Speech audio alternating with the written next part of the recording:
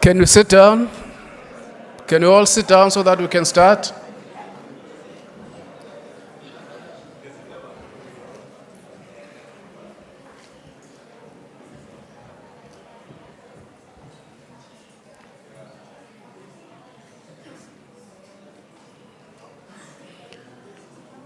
Can I ask the people at the back to please sit down so that we can start?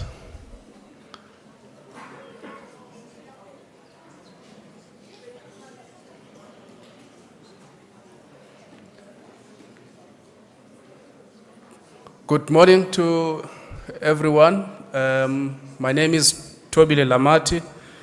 I'll be the program director for the day. I want to take this opportunity to welcome you to the 27th annual summit of Nedlac.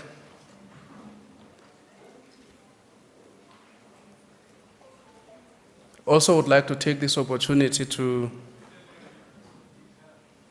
acknowledge the presence of the ministers, the Minister of Employment and Labor, Minister Tulas Nglesi,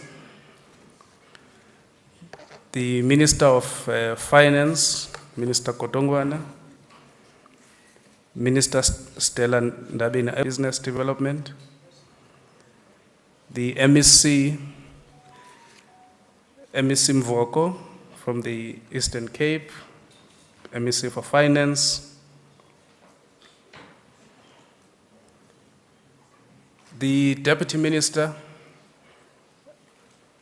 of the Employment and Labor in absentia. We're told that she's running late. She's coming from Free State. All leaders of the Nedlac social partners, organized business, Mr. Kes Kovadia, Mr. Begin Chalinchali, organized labor, community constituency, Mr. Tulani Chefuta, and all conveners of government, Mr. Temingosim Kalipi, the Nedlac Executive Director, Ms. Lisa Seftel,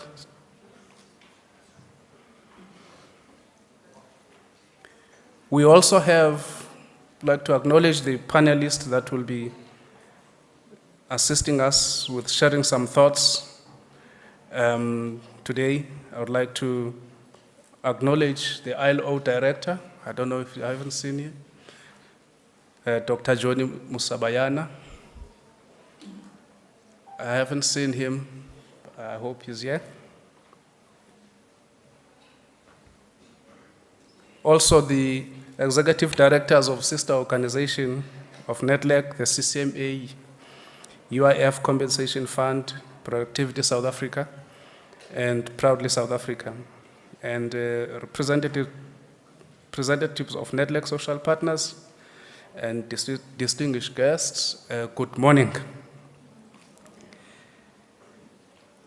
Firstly, before we start, we have some protocols that we must deal with. We know that cell phones can become a nuisance.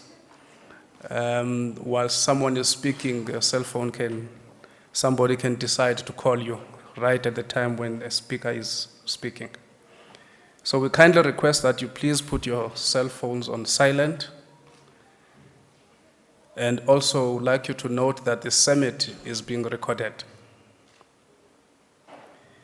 We are streaming the summit live on YouTube and Facebook, and it can be accessed on the Nedlac website.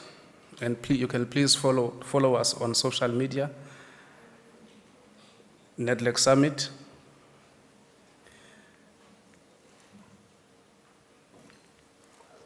Before we move on with our program, we're all guests here, and therefore, in an event that something happens, we need to know where to go. We need to know where the exit doors are. So I'm going to ask a representative from the host, Gallagher Estate, to explain to us the safety procedures. I'm told that that will be done by Charlotte. Do we have Charlotte here amongst us?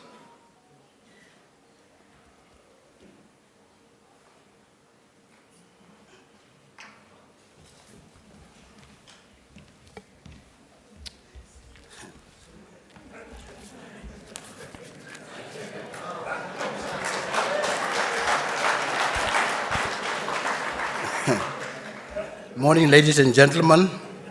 My name is Thomas Messelar, not Charlotte. But thank you for the opportunity to make you familiar with what happened at Gallagher Convention Center. The bathrooms is at the entrance of the hall on the left and right-hand side, respectively. The smoking area is at the bottom of the steps, nearer to hall 4 ramp. In case of any emergency, an alarm will sound. I will announce the emergency, and on my instructions, we're going to evacuate the venue. Fire marshals who dress in yellow reflector jackets will direct you to the assembly point. There are 2 fire escape doors in this building on the east side, both them leading to the assembly point. The assembly point is at Richards Drive at the main gate.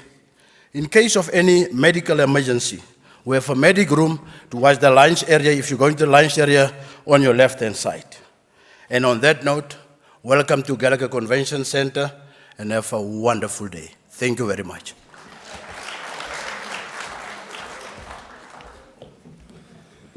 Thank you, Charlotte. We feel much safer now. Okay, we'll then move to the singing of the national anthem. The choir is ready. Over to you, choir.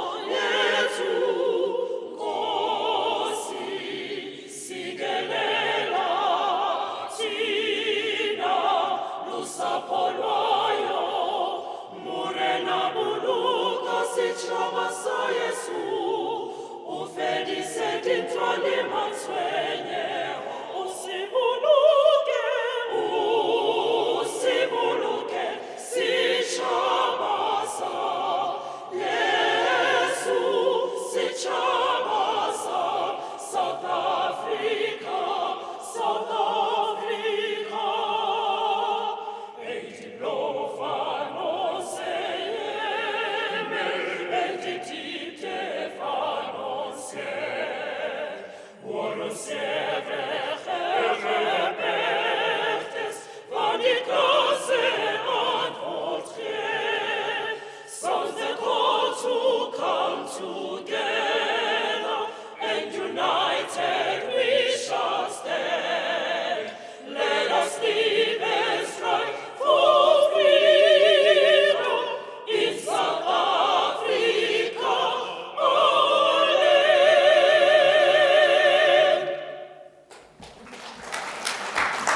Thank you very much, choir.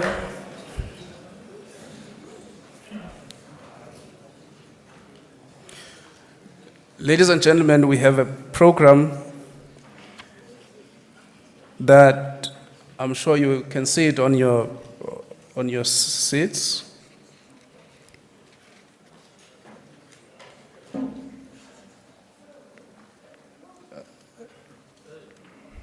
I see their hands here already.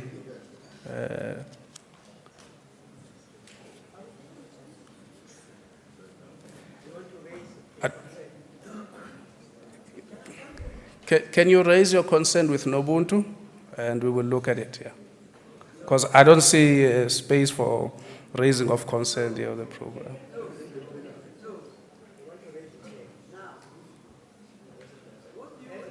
With me? Okay, I'll come to you.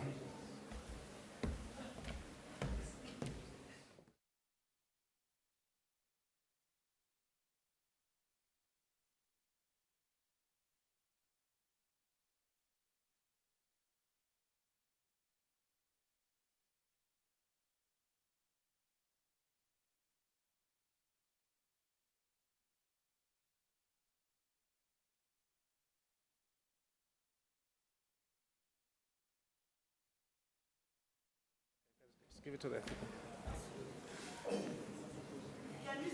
Yes. Gigi, thank you very much for giving us this opportunity. This month, it's a deaf month. We are having an event that includes disability, but we don't even have a person who's doing sign language. Where is the interpreter? I think we cannot keep on preaching one thing year in, year out when it comes to issues of disability. Okay. It cannot be correct. How long are we in this democracy of South Africa? And as disability sector, we keep on preaching one thing time and again. It's not correct. This is live on all the media, but if we say to our members, look, there's this thing happening, there's not even a sign language interpreter for everybody to be part of this program. Thank you, Gigi. That maybe we've done wrong, but I'm tired of every year. You even have a lot of enemies because every time it's the same people that complain, but every time things are not happening. Thank you.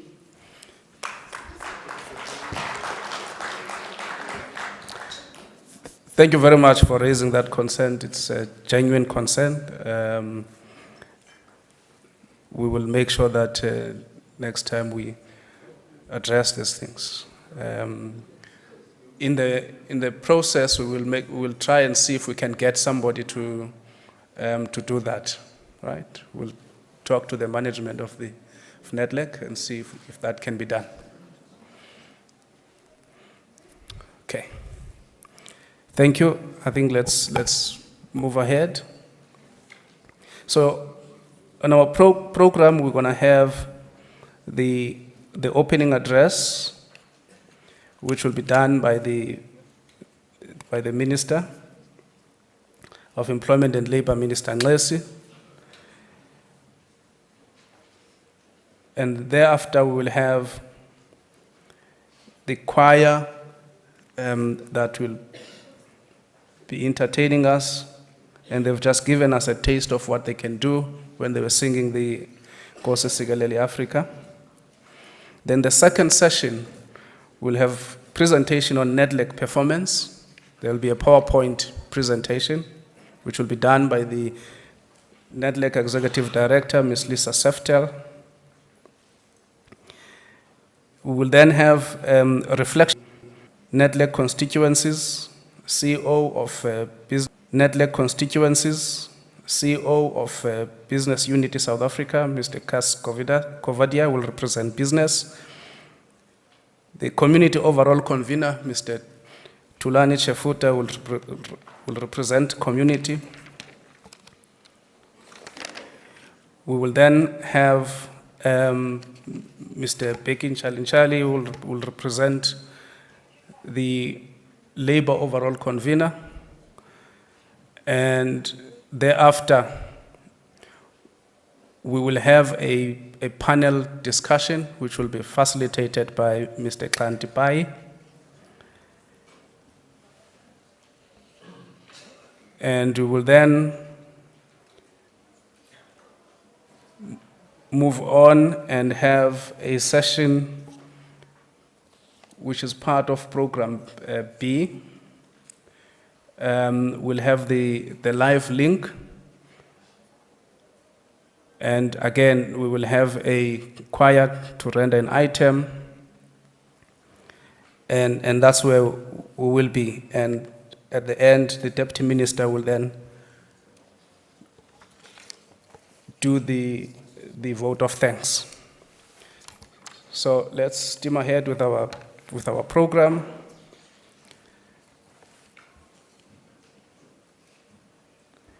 We will then ask the Minister, Mr. Thulas Nxesi, and we will also ask the other speakers to come and sit here.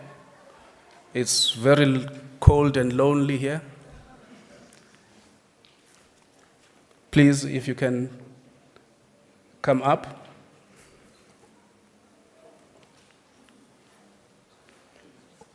Come, Cass. Business is leading. I see communities coming.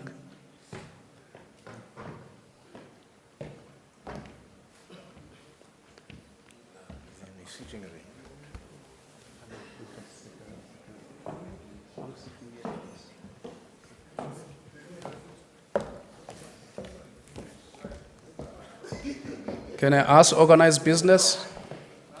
Sorry, labor.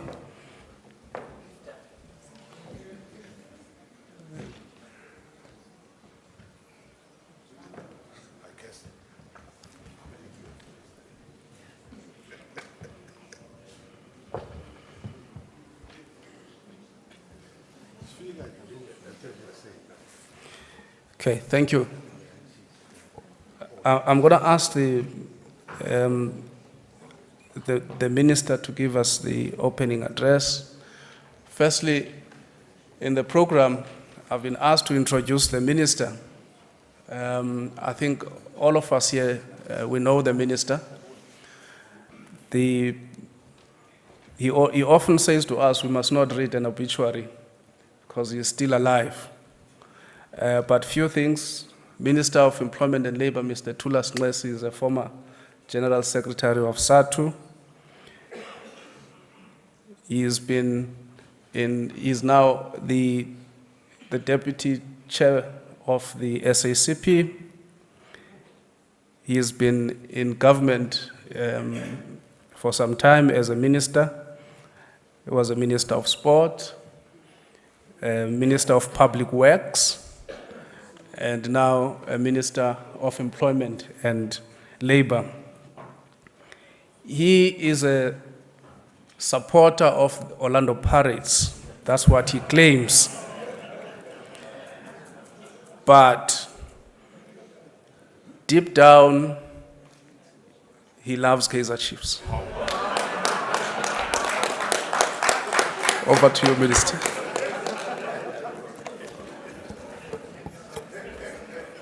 How, DG?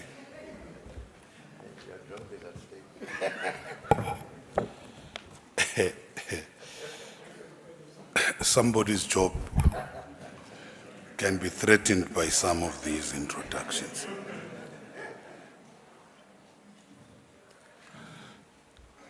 Thank you, Program Director, the DG of Employment and Labor, Mr. Lamati, and greetings, colleagues, to the Director of Nedlac, the leaders of the constituencies from business community, labor and government. Let me recognize also the Minister of Finance, who's not afraid to come to Nedlac, because one of the problems we used to have was the absence of the Minister of Finance in Nedlac. So he's always ready, and he's working with me even in the negotiations. of the public service. And I think even if we have not yet agreed, but we're handling those negotiations.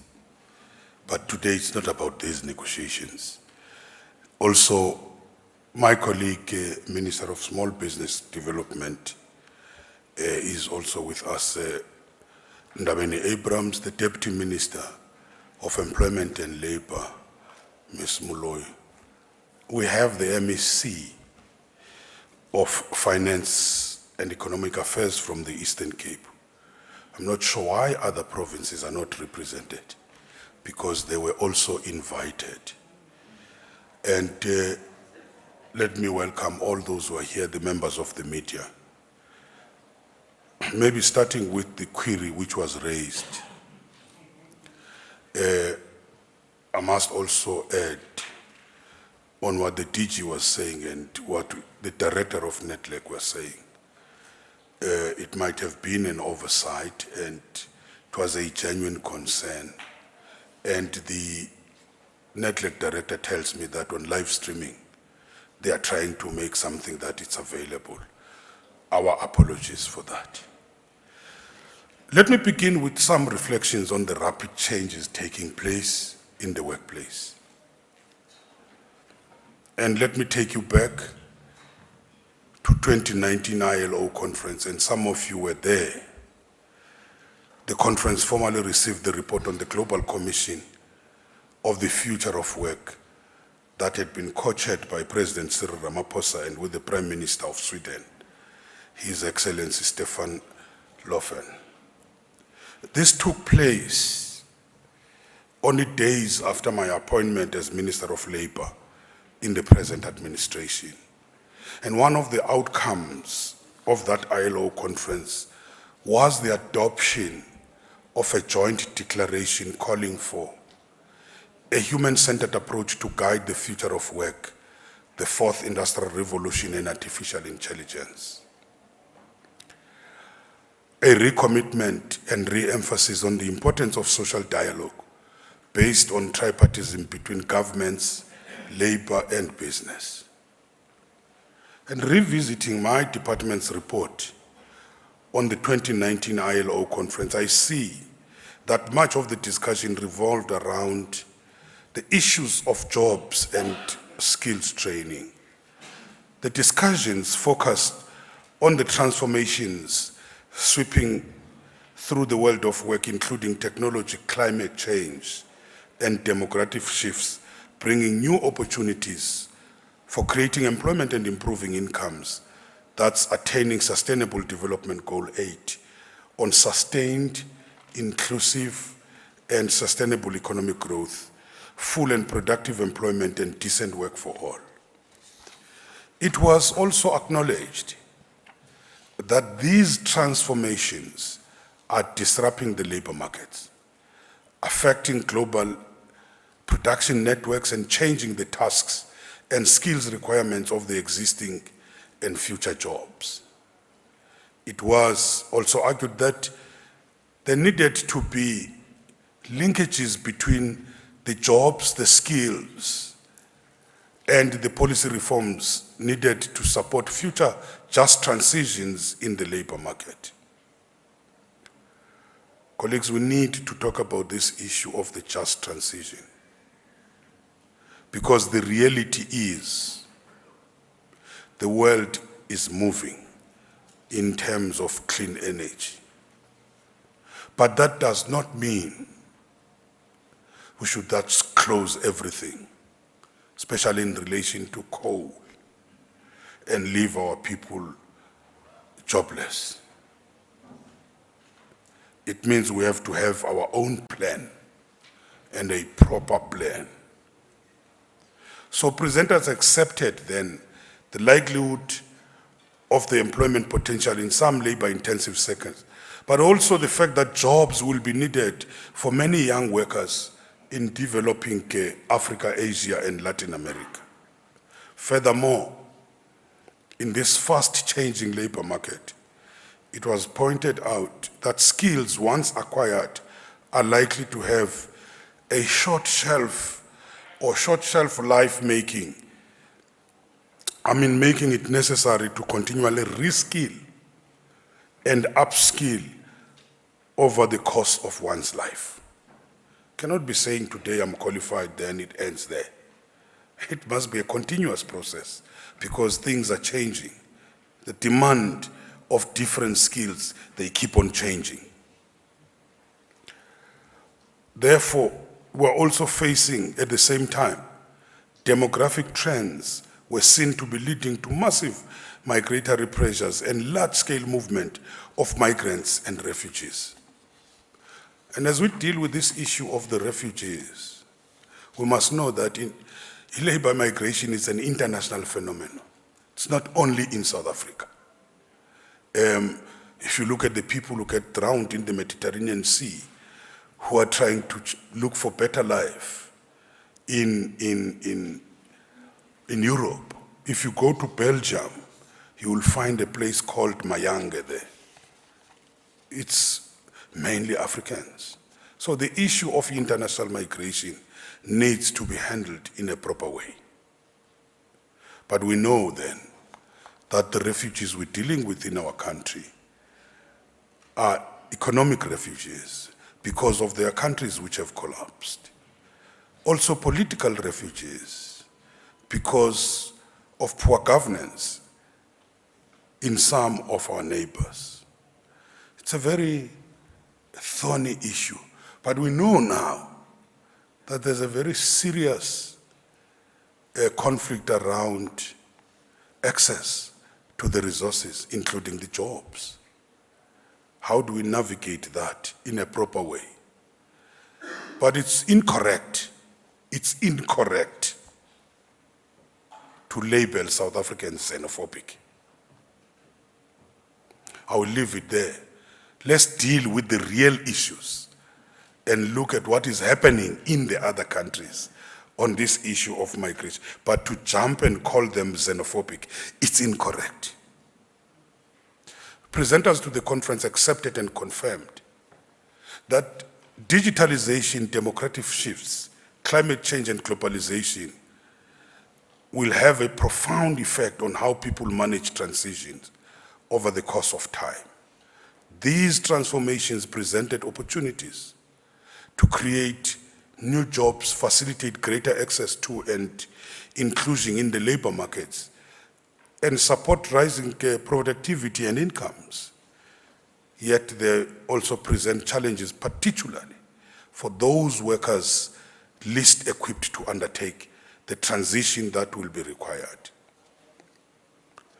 It was also argued that decent job creation policies and strong and sustainable social protection systems will be essential to support working people, including young, prime age and aging women and men, through these multiple transitions. There was also a general acceptance that we live in the world where a global supply of workers connected by internet can be hired in real time to perform tasks as varied as IT programming, graphic design, or even school tutoring. This raises a number of questions. What are the consequences of these transformations for businesses and workers in both the North and the South? What does this mean for how we regulate the labor market? We used to sing regulating a labor market in terms of the employer and the employee, where people are meeting physically. But in today's world, what does it mean? So how do we regulate then the labor market? What policies are needed to ensure that digital work will be decent work? What should social partners be doing to shape the direction of the technological developments? So we need to focus on sustainability, just transition from the old to the new, technological changes and the reorganization of work. We can't resist it, because if we're resisting it, we're going to leave the workers behind. And those workers will be jobless. But we must find a solution, how we help those workers and engage with the employers, engage with government. So the technological changes and reorganization of work has become a serious matter. And I think we would have to say that the recent events, particularly the impact of COVID-19 pandemic, have speeded up these trends and point to the need for research which is focused on solutions. And most obviously, we now have the widespread work from home phenomenon. And we're still awaiting findings on the long-term effects of this. Although I know it has led to major reprioritization in government and the private sector budgets. But again, I still argue in the public service, if you can't deliver what you're supposed to deliver on a daily basis while you're at work, how can you deliver it when you're at home? Well, coming closer to home, the pandemic found South Africa's limited systems of social protection inadequate. We did mobilize funding through the UIF COVID Temporal Employees Relief Scheme. That program which supported millions of workers and their families. But this applies only to employees as classically defined. Left outside the net were the informal sector and the precarious work in the gig economy, which would currently be defined as self-employed. And I think community will argue that if there are 2 million or 3 million informal businesses, it means you times that by 2 people who are employed into that. And I don't think our legislation is taking that into consideration. The same goes for the compensation fund. The social partners in Nedlac need to address this omission. Clearly, changes in the world of work challenge traditional notions of work as a physical place where employer and employee meet to battle over the review of our systems of social protection, for the regulations of the health and safety in the workplace, and probably for the aspects of collective bargaining in general. Reinforcing this, the ILO publication this year, The Next Normal, The Changing World in Africa, finds the following trends emerging from the pandemic. Trend 1, remote work has grown dramatically but unevenly during the pandemic. 2, most future workplaces in Africa will be in person or hybrid, not fully remote. 3, remote work is changing how some enterprises hire. 4, the health and safety measures were widely adopted and beneficial for the workplaces. 5, flexibility and adaptability have helped enterprises navigate the pandemic. 6, digital communication, innovation, and teamwork skills are now top priorities for enterprises. 7, productivity has improved or remained constant in most of the enterprises. 8, the pandemic has deepened gender inequality at work. 9, social dialogue has been reinvigorated during the pandemic. And 10, labor laws have struggled to keep pace with the rapid workplace changes. So the ILO report raises key questions, including the following. How will labor laws govern remote work and other types of increased work flexibility? How will enterprises measure and reward worker performance in the future?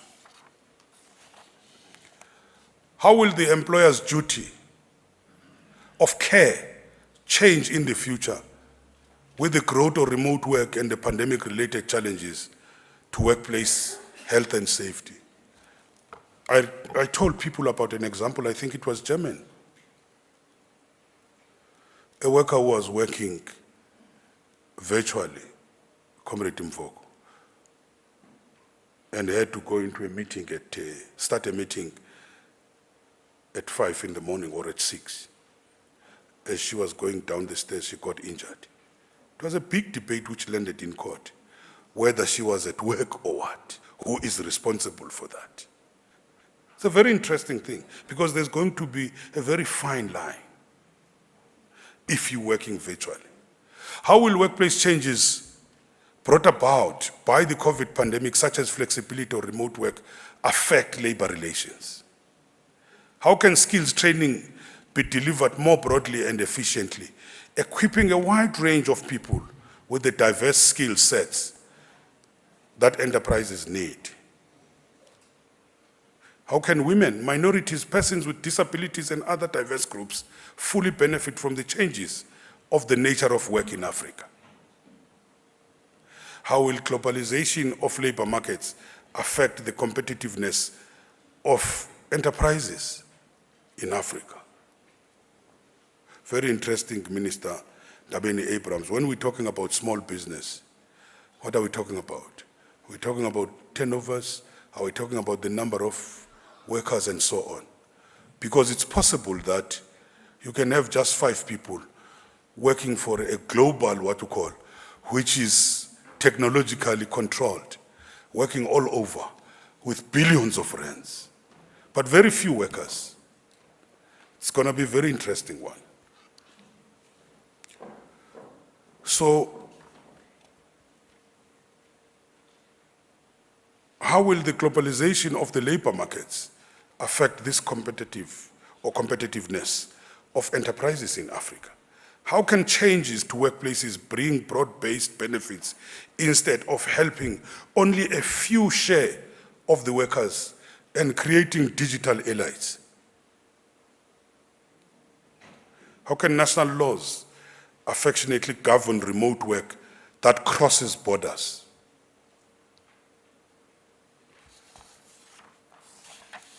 Focusing on Nedlac, let us remind ourselves of the context in which we are meeting. Internationally and political challenges, war, shortages of food, an energy crisis, rising cost of living, inflation, rising interest rates.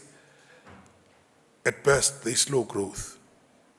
Locally in South Africa, we're experiencing the same trends in relation to the cost of living, but problems are exacerbated by the persistent high unemployment rate. This remains our #1 priority as government and as social partners. Looking back at the recent period, we've witnessed the role played by Nedlac in facilitating an all-of-society response to major challenges facing the country. Nowhere was the more evident than in the response of Nedlac to the COVID-19 pandemic, seeking to support businesses, workers, and their families through the difficult time of lockdown, as well as leading in establishing health and safety protocols to keep the workplace safe. We also welcome the Legacy Project in partnership with the Compensation Fund on the management of COVID in the workplace to improve the occupational health and safety compliance. As we emerge from the worst pandemic and sought to rebuild, Nedlac also brought social partners together with government to develop economic reconstruction and recovery program. The RRP has since developed around a series of work streams, especially around energy, transport, logistics, and SMMEs. And we must take the issue of SMMEs very, very seriously, because that's where most of the jobs are and the informal economy. Nedlac has also made significant inputs in the legislation and at policy, including the Companies Amendment Bill and the Critical Skills List. So the summit, or this summit, provides the parties with an opportunity to engage around the future direction and the vision of Nedlac. Some continue to say we need to relook at Nedlac in terms of today's times. They argue that it's not yet inclusive. There are major constituencies which are outside. How do we respond to that?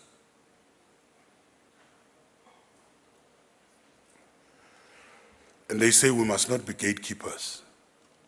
If we are serious, social issues we're talking about affect constituencies which are even outside, larger than us who are inside Nedlac. We might be the economic constituencies, but there's a lot outside there, which we must also consult with. So the council needs to be proactive, taking up and leading on the major challenges we face. A just transition, sustainability, digitization, and the changing world of work.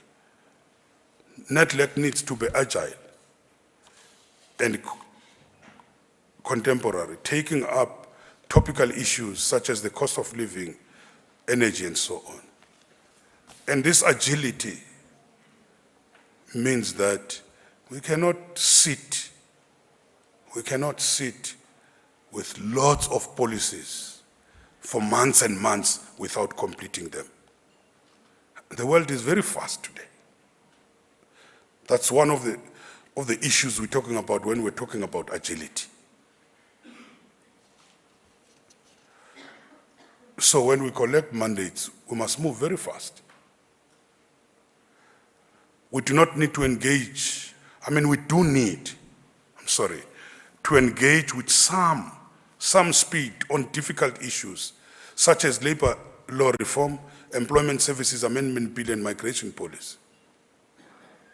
Finally, where are we with the social compact? This is still work in progress.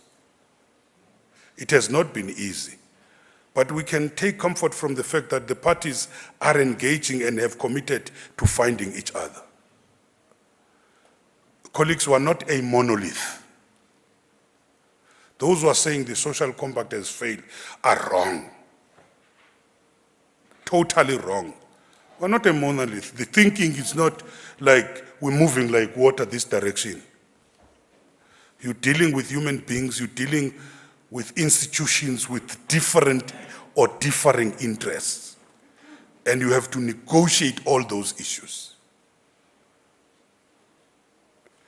I would appeal to all the social partners also to continue to engage, to find areas of collaboration, to build on these and to seek to commit their constituencies. The reality, there will be issues already we are agreeing on, but there are issues which is not going to be just easy to agree, but we must continue to engage.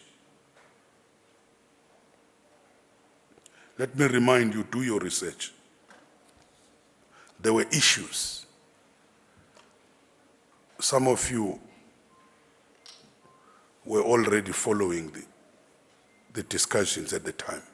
During the CODESA negotiations, CODESA 1 collapsed. Then there was CODESA 2. And the strategy was to say, where we agree, we pigeonhole those issues and run with them. The most difficult issues were put aside and engaged on a process. That was the issue of the public service, the issue of the police, the issue of the defense, the issue of the minorities. Those were very difficult issues. So even here,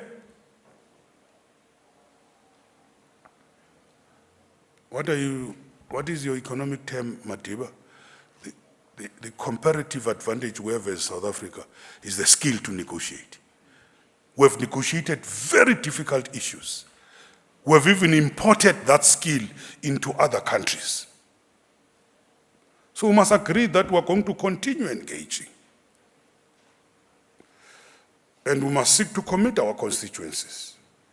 Whilst we are working on this societal social compact, we must keep in mind that at a concrete level, there are many actually existing other social compacts in South Africa, which we need to recognize and support. As a way forward, Nedlac must be at the forefront of the growing practice of social compacting as a way of working. We are witnessing this already starting to take place. And over time, we see the role of Nedlac evolving as being the apex of social compacting, supporting and collaborating with other sectors, provinces, or local social compacts.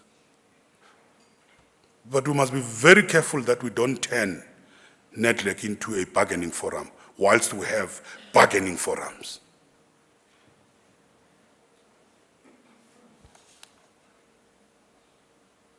With those words, I thank you.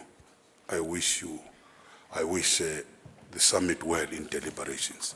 Thank you.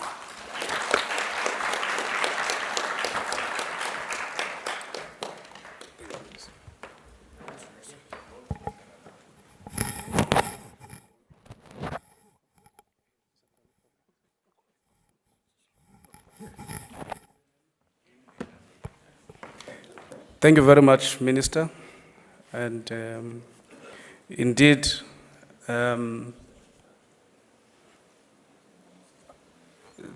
key points that the Minister has made, that our response to the challenges brought about by global and national labor market changes, we must adopt a human-centered approach so that there's no one who's left behind.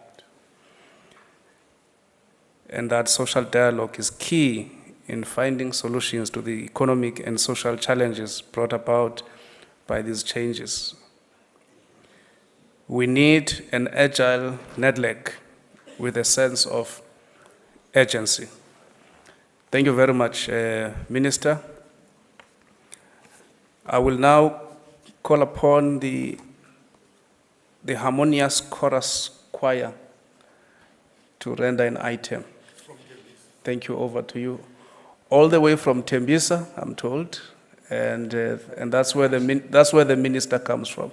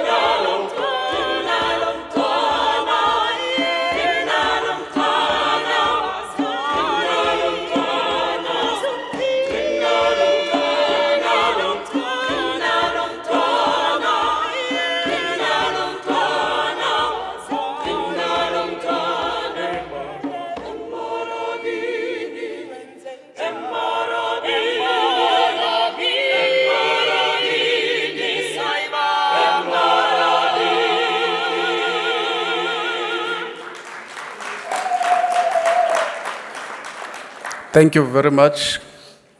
It's the message that we must all spread, that Bhuti, umthande, umphathe kakuhle lo mntana.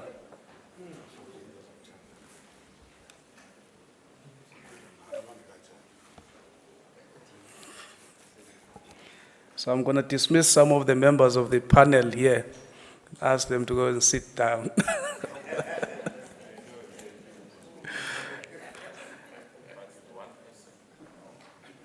As you may know, Nedlac convenes its national annual summit, which provides an opportunity for sharing information on its performance and also for social partners to reflect on Nedlac's activities for the past financial year.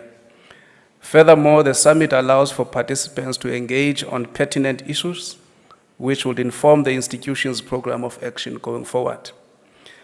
As outlined by the Minister in his opening address, Nedlac is convening the summit under the theme, Social Partners Responding to a Changing World. In line with this theme, the summit will be considering first how the changing balance of forces impacts the South African economy, poverty and unemployment, and secondly, will focus on changes in the world of work post the COVID-19 pandemic and proposed policy interventions to respond to these changes. But first, we will receive a presentation from the Nedlac Executive Director, Ms. Lisa Seftel, on Nedlac's performance for the past financial year and some highlights over the past 5 months. Over to you, Iti.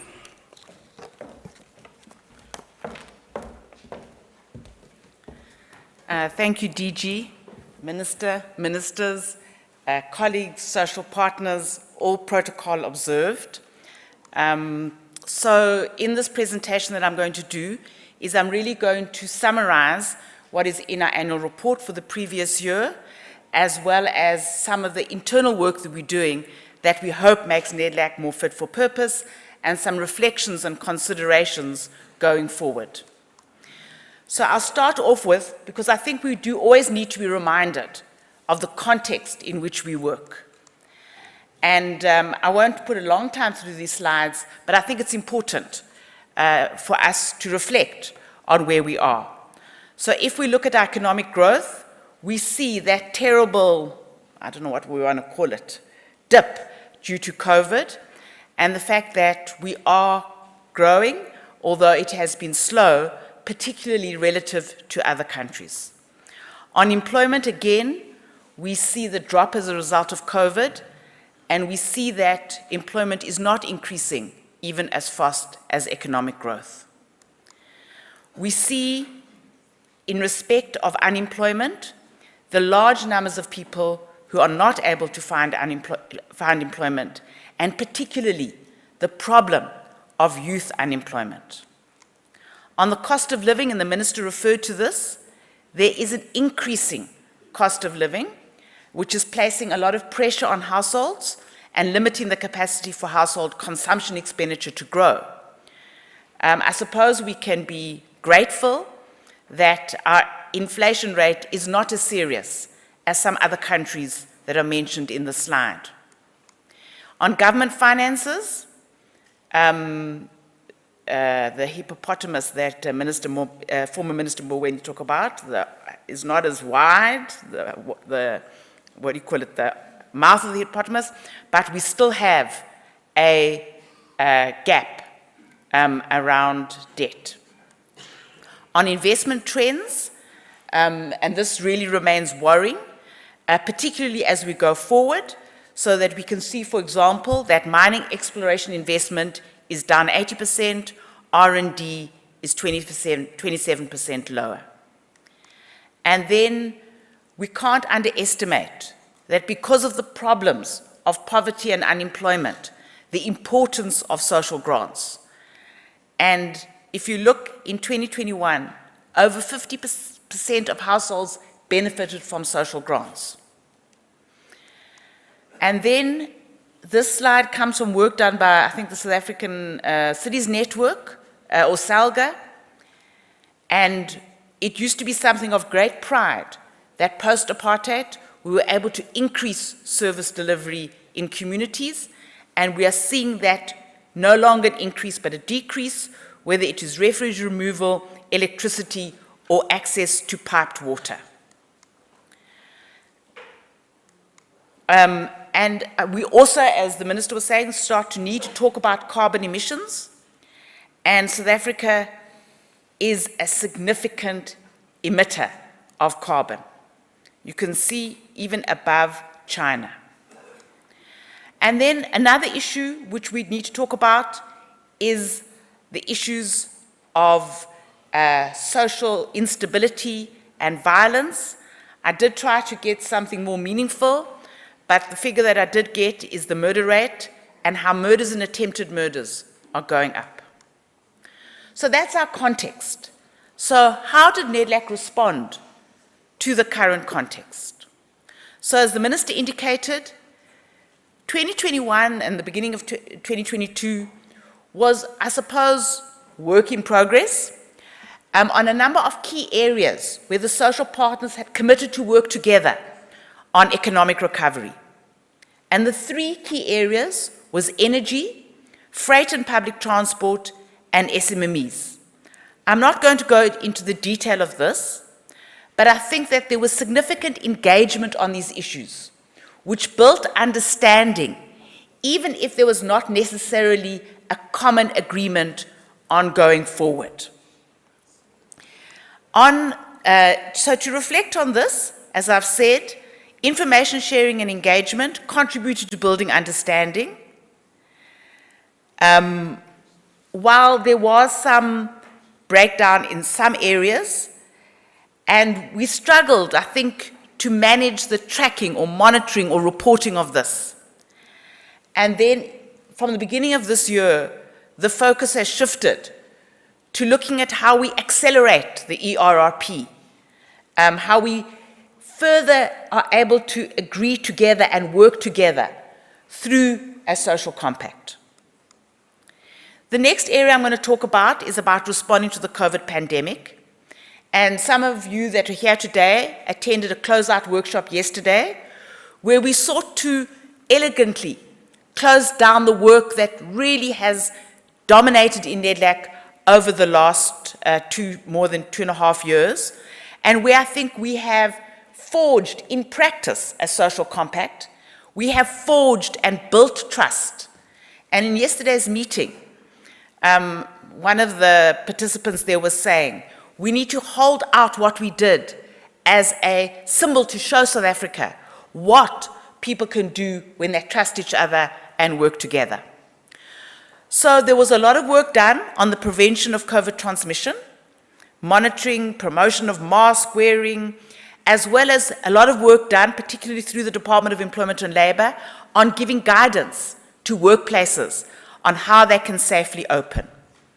On the vaccination program, which is a very mixed story, if it was not for the work of B4SA to active patriotic partnership to ensure that vaccines were delivered, then followed by the mobilization of an all-society commitment, with a lot of struggle to be able to enable behavioral change. And there were some things we didn't succeed in. At the end of last year, we really wanted to push for mandatory vaccinations and that people could not come into certain venues without vaccinations, including bars. It was not necessarily supported, as well as but there was good work done, even if controversial, on the promotion of vaccine mandates in workplaces. So there's some sectors of the economy, like mining, with very high vaccination rates, which I'm sure had an impact on improved and ongoing productivity in that sector.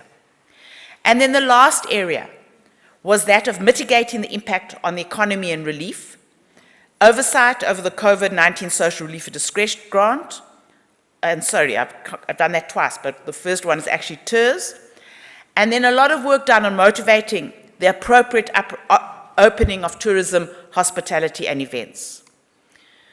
To reflect on that, and this really is, I prepared this presentation before our workshop yesterday, and I think the workshop yesterday was more, could I even say, self-congratulatory about what we had achieved.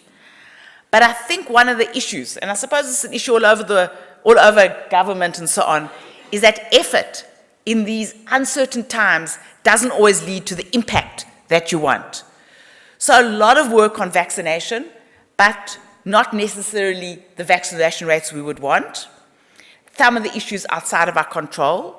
Similarly, a lot of work done on getting tourists back, and then there was Omicron, opening up events, as well as ongoing certainty and coherence on very difficult and many messages.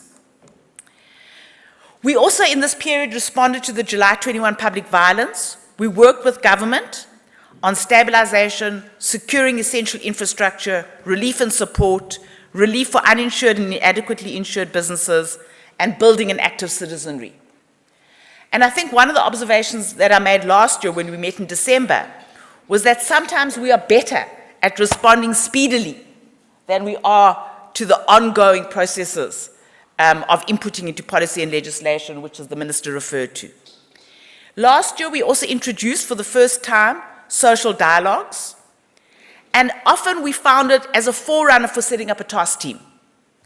And I think we also introduced this idea of a government budget dialogue, which opened the way for more intensive and constructive engagement on the forthcoming MTF and budget.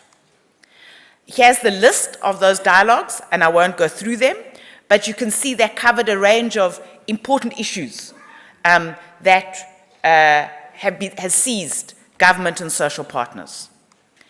In terms of inputting on policy and legislation, we did finish, and I think not in too long time periods, the National Youth Development Amendment Bill, Health Insurance Bill, Central Application Bill, and Companies Amendment Bill. On policy, again, I won't go through it. I think the critical skills list, long outstanding issue, was considered in Nedlac, as well as something which is, although difficult, around the implementation of Convention 190, part of the, should I say, the implementation, which is a code of good practice on the prevention and elimination of harassment in the workplace. Then there's a number of issues that are not completed by the end of the financial year. A social development white paper, subsequently concluded or almost concluded, the bill on a national council on gender-based violence, and something which is going to be a very important issue going forward is the Labour Law Reforms Task Team, which seeks to make amendments in a phased way, some which are responding to inefficiencies in the labour market and others which are responding to new issues, as the Minister talked about, remote work and atypical work and so on. Just on the reflections, I think, Minister, Nedlac is no longer the place where bills come to die. We have become more efficient and effective. Minister Godongwana was asking me, where is the public procurement bill?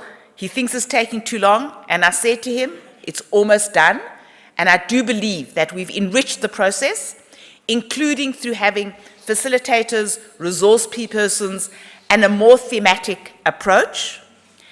However, it is becoming more urgent, and it's something we're working on, to review our protocols about how we can be even more speedy and how we can prioritize what we discuss.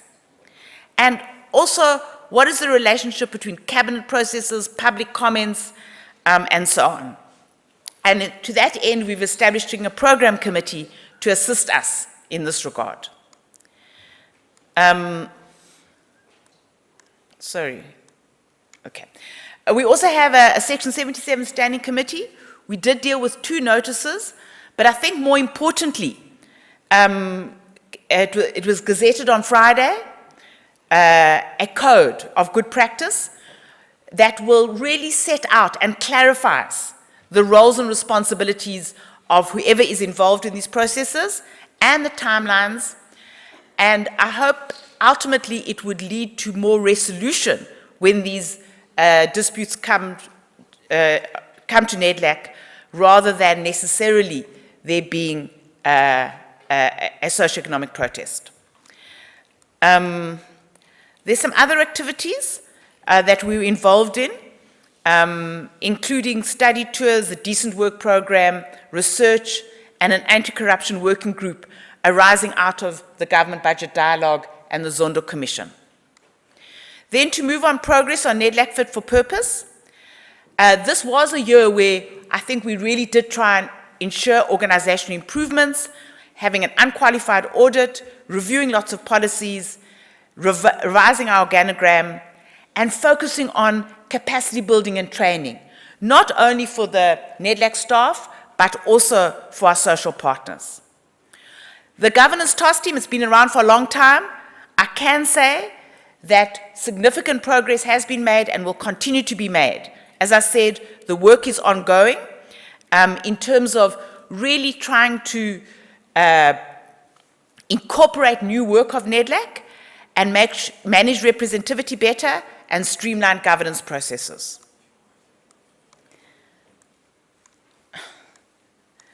Then just on reflections on considerations going forward, I think, when I thought about what is the adjective of today, and maybe it's dramatic, Minister, but I think our times are perilous. Why perilous? Because there are many factors, especially globally, that are outside of our control, but can deeply impact on us. The other issue is that climate change is here, and definitely KZN experienced it over Easter this year. And then I think we should acknowledge, for an organization like Nedlac, dealing at a leadership level, that political and election uncertainty can affect the work that we need to do until 2024.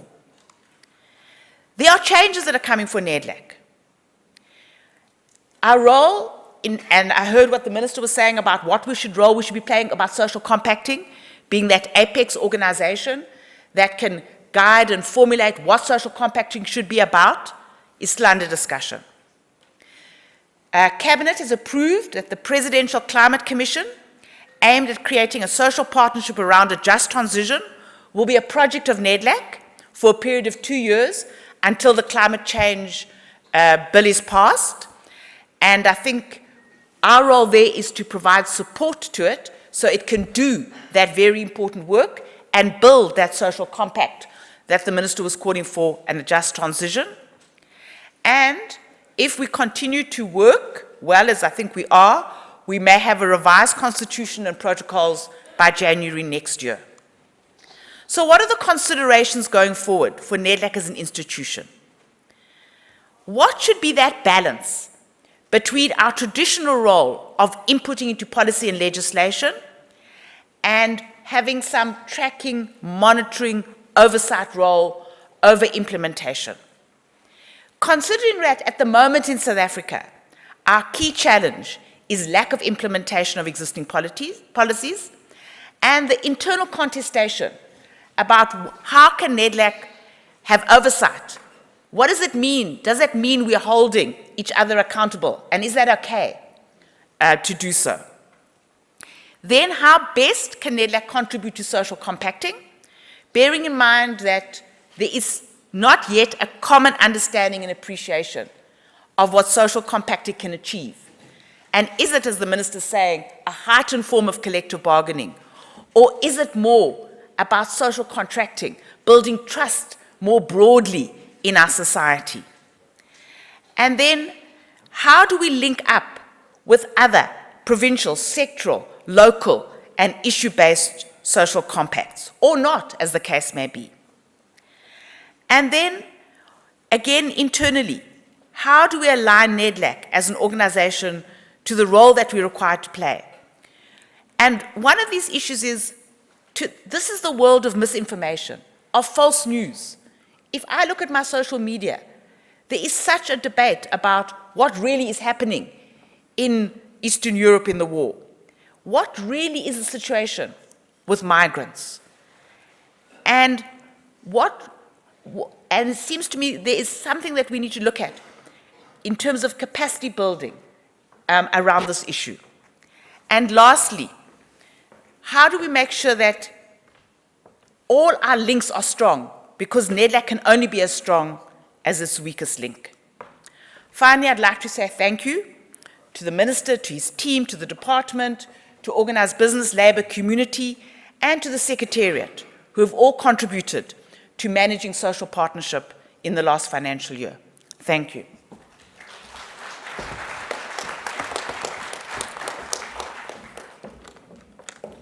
Thank you, Edie.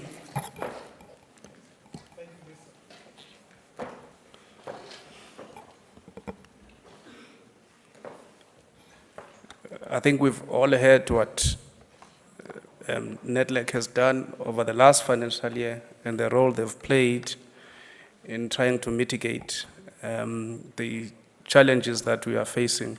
And we still count on them to continue to lead us through this perilous time that Edie has mentioned. We will now move on and have reflections from business representative, Mr. Kas Kovadia. Mr. Kas Kovadia is the Chief Executive Officer of Business Unity South Africa. Before joining BUSA, he was the Managing Director of the Banking Association of South Africa for approximately 2 decades. At BASA, he focused on widening access to finance, developing financial assets, and supporting the South African financial services industry through the global financial crisis of 2007-2009. He played a central role in the negotiations leading to the signing of the Financial Sector Charter and played a critical role in the implementation of agreements reached in the Charter. Mr. Kovadia contributed to the formation of Community Bank, which was South Africa's first mutual bank, and has considerable experience in housing finance, SMME support, local government restructuring, the dynamics of organized business, and the financial environmental locally and internationally. Podium is yours, Mr. Kovadia. Thank you.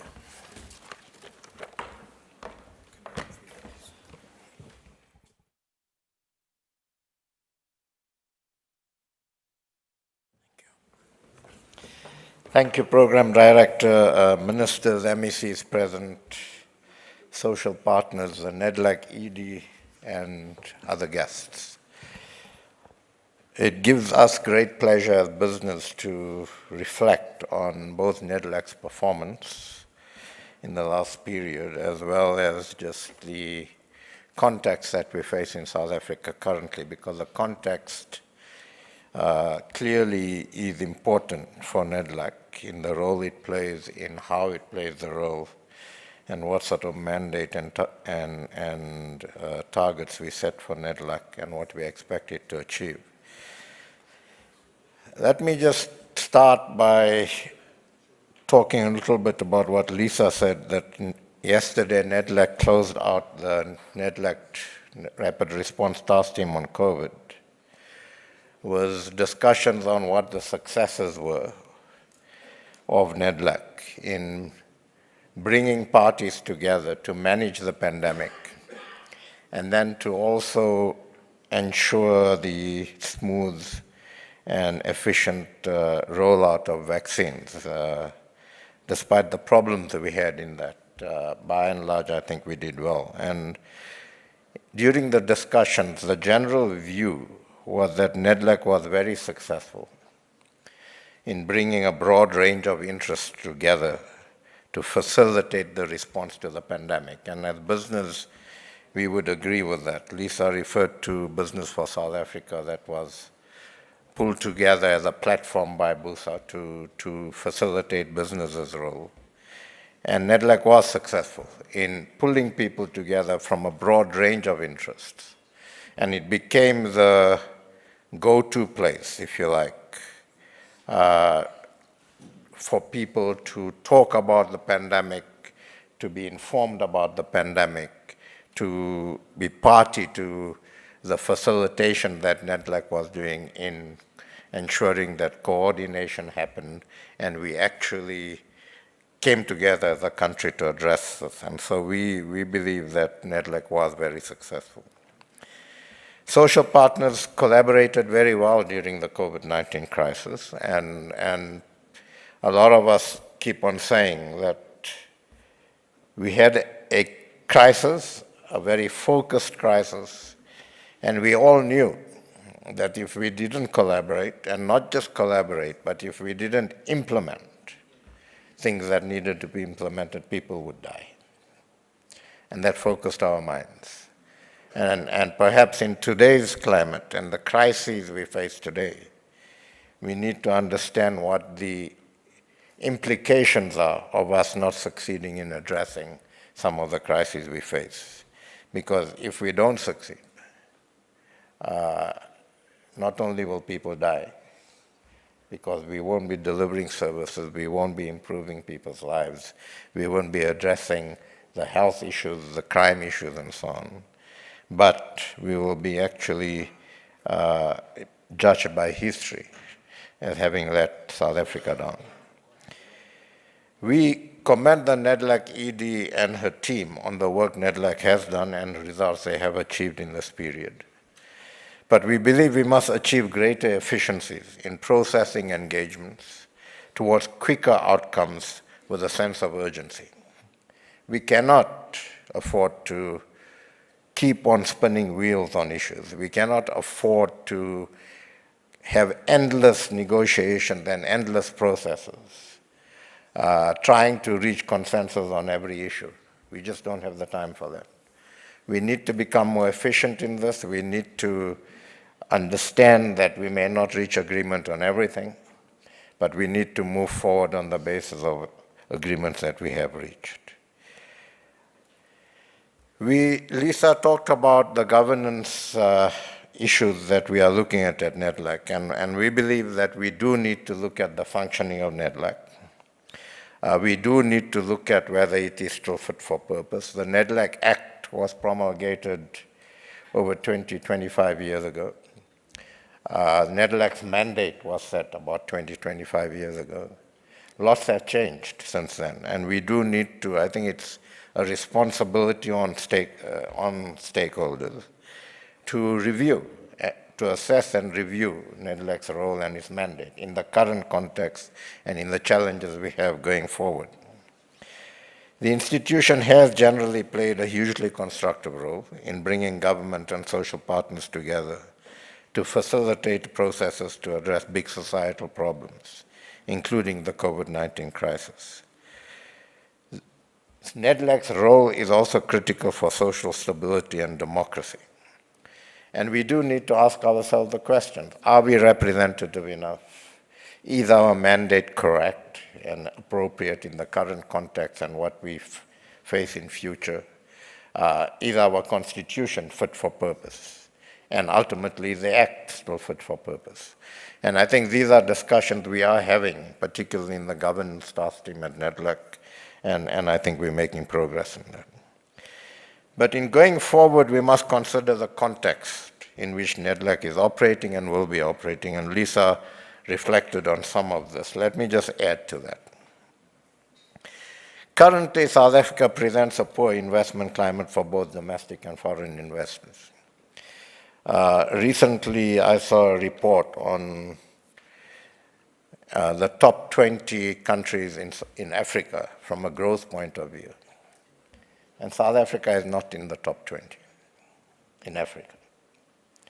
Now that should worry us greatly, and we not achieving the levels of growth we need to achieve because we're not attracting the sort of investment we need to attract, and we're not creating the sort of environment we need to create, although we're talking about this and we're making progress. Then we've had the energy problem, unstable supply of electricity, but not just the Eskom issue, but broadly the energy issue and how we actually deal with energy going forward. We were very happy with the announcement by President Ramaphosa of an energy plan and the establishment of NECOM. And we are working closely with the presidency to enable the urgent implementation of the plan. And this is going to be critical. If we don't move urgently to implement the announcement of the president, then we will again fall into the trap of having plans but not implementing. And the energy situation is probably one of the most critical and urgent issues that we need to deal with. And we believe that we can work together to actually make that happen. We have poor water infrastructure, and it's probably not the next crisis coming, but it is a crisis. And this affects businesses and communities alike. And this is something that we certainly have identified as one of the priority interventions that need to be made and that we need to work with government on. Social instability is obviously a critical issue, and there are a number of issues related to that we need to deal with. Then the whole area of law and order, weak law enforcement, rampant crime, impunity from that crime. Again, we've identified that as a critical priority intervention that we need to work with government on, because the impact on business is severe, but the impact on ordinary citizens and confidence in the country is critical. I met somebody from the Chamber of Industry in India a couple of days ago, and he told me that 10, 12 years ago, Indian business people and Indian politicians in embassies and so on were competing to come to South Africa. Today, they're competing not to come to South Africa because particularly of the crime issues, and we need to be extremely concerned about that. Then there's the flight of skills and capital. Immigration leads to brain drain as skilled people look for greener pastures elsewhere. We can't afford to lose skills in this country. And again, we need to create the environment that doesn't happen. Corruption is still a scourge in our society. And we need to work together to urgently implement the Zondo recommendations and put into place mechanisms to ensure that we reduce corruption drastically and we also fix up the entire criminal justice system to enable corruption and state capture to be properly investigated.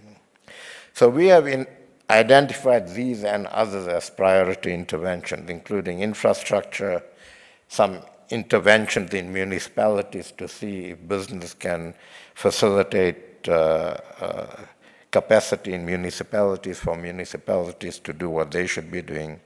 And we believe that we will work on these priorities with stakeholders, both bilaterally and multilaterally, but with a view to implementing critical deliverables. We can't keep on talking. We all know what we need to do in most of these areas.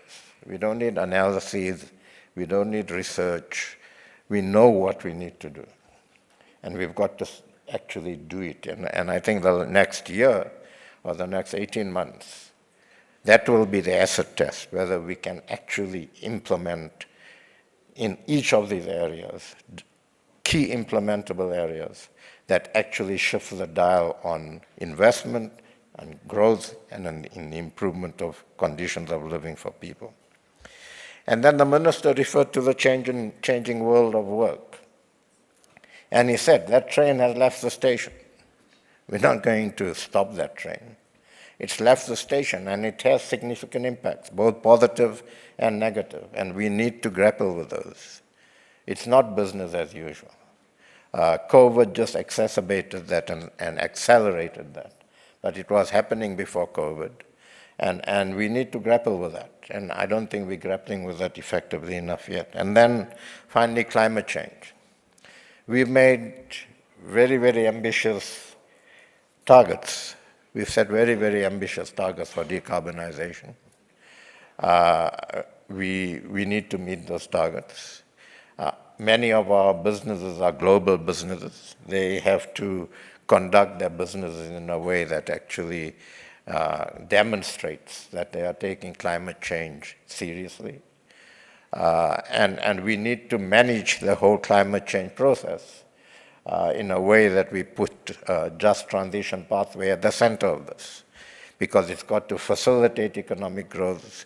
We've got to ensure that we minimize unemployment, and the just transition work that business is doing through the National Business Initiative actually demonstrates that there are significant economic opportunities in climate change, in moving towards cleaner energy and so on.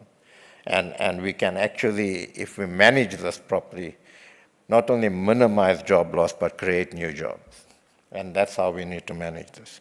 So that's the context. Then there's policy uncertainty and incoherence in certain aspects. And again, critical issue there is poor implementation of policy. And we really need to track that. A critical issue for business currently is the possible grey listing by FATF. And if we are grey listed, it's not just an impact on the financial sector, it's a significant economic impact. And it's a significant blow to the confidence that investors have been trying to build amongst investors in the country. And we need to do everything we need to do to actually avoid that. So that's the sort of context that we find ourselves in. And you know, we often sort of reluctant to term it as a crisis, but it is a crisis. When we have these sorts of situations, when we have no growth, when we have rising unemployment, when we have poverty at the levels we have, when we have the sorts of law and order issues that we have, we are in a crisis. And let us recognize that we're in a crisis and let that focus our minds. And let us work together in a way that we deal with the crisis with urgency, because we don't have time to deal with it in any other way. So in conclusion, Program Director, all social partners need to recognize that these conditions do point to our country being in crisis. Nedlac was very successful in mobilizing a broad range of interests during COVID and focusing these interests towards a single goal, that of saving lives. And I think what Nedlac needs to do now is, again, mobilize a broad range of interests, not just the social partners that are sitting here, but others, broadly, toward the single goal of addressing the crises we have. And it did so by positioning itself during COVID as a credible go-to place to facilitate a response towards the pandemic. Nedlac did not try to achieve consensus on every issue during COVID or try to implement what it cannot implement, but brought people together to coordinate, inform, and guide processes, either multilateral or bilateral processes that were already in place, that were already starting to work to address the pandemic and to deliver vaccines and so on, to address aspects of the response to the pandemic. We believe that's the role Nedlac should play in bringing a broad range of interests together to facilitate various initiatives to address the crisis South Africa faces today. And we commit to continue working with Nedlac to do that. Thank you very much.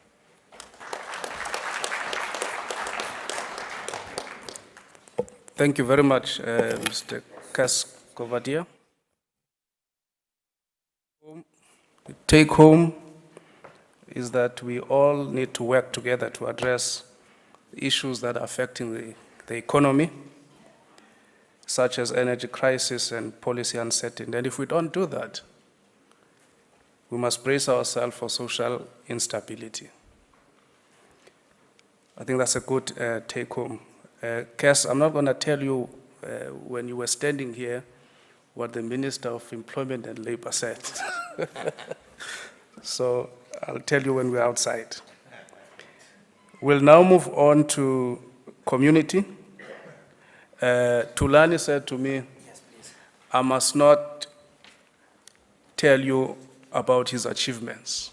He is still young, he still has a lot to achieve. So once he has achieved what he is now working on, we can then tell the public of who Thulani is and what he has achieved. So I've decided to respect that. Thulani, over to you. It is indeed true that ndisakhangela, so once nifumane ndiyifake endlini, hayi ke.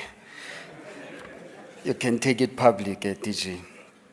DG and Program Director, please allow us to rise on the already established protocols in the interest of time, and just further indicate that in acknowledging those protocols on our side, because part of the discussions we'll be dealing with in summit have to do with the global balance of forces. We also have a special guest in our midst, Amira El-Halabi, who's from Sierra Leone. She is with Africa Waste Pickers Coordinator of WIGO, which is Women in Informal Employment. And so she's our special guest for today. When you stand here, you cannot help but observe and notice that the benches of the community constituency are the fullest of all these benches that we have here.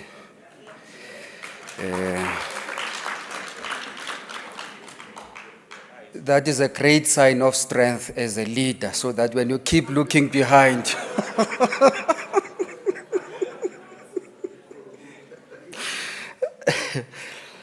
Program Director,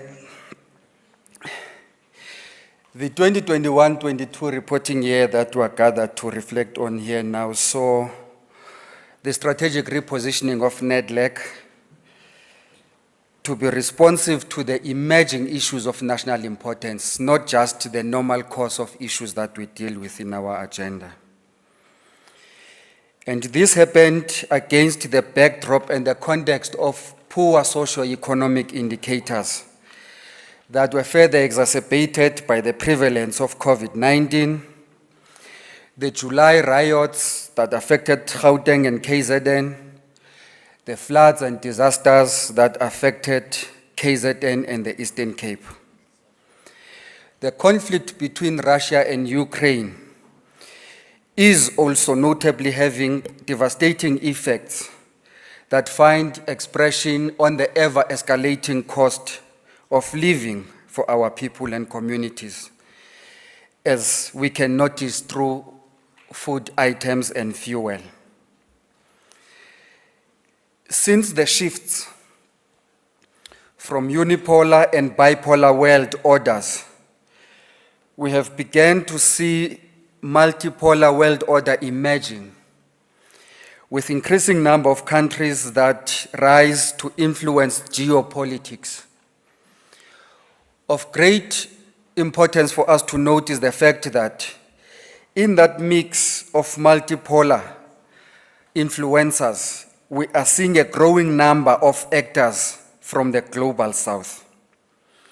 When we make those observations, the critical question we must ask is, what then becomes the role of South Africa and Africa in those geopolitics?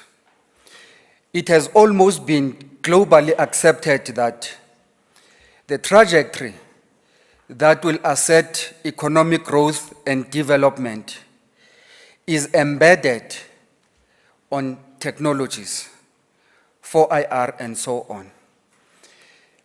Our positioning therein must not only be that of being consumers of those products and services, but we hold a special place and role because in all the technological advancements that are being made, components thereof are made of the minerals that we have in South Africa.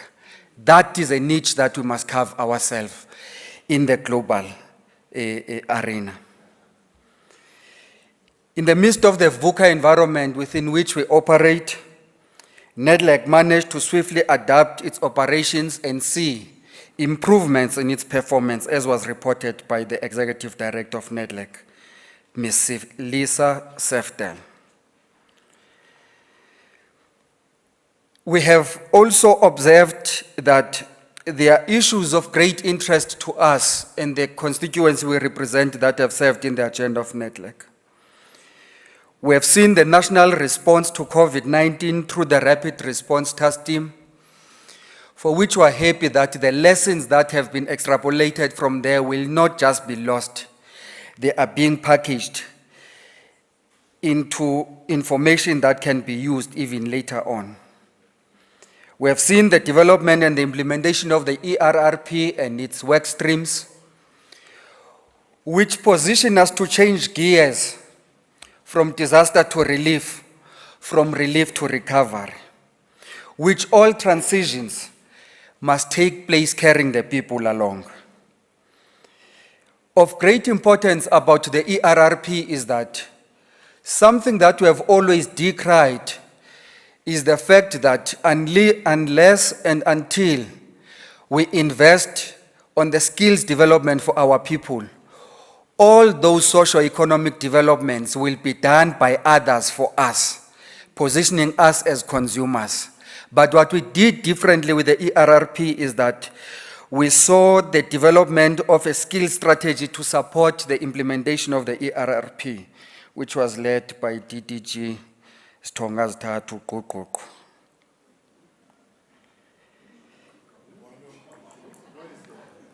And this was as Bazes Tongan Gokuku. It's called DDG Mvalo.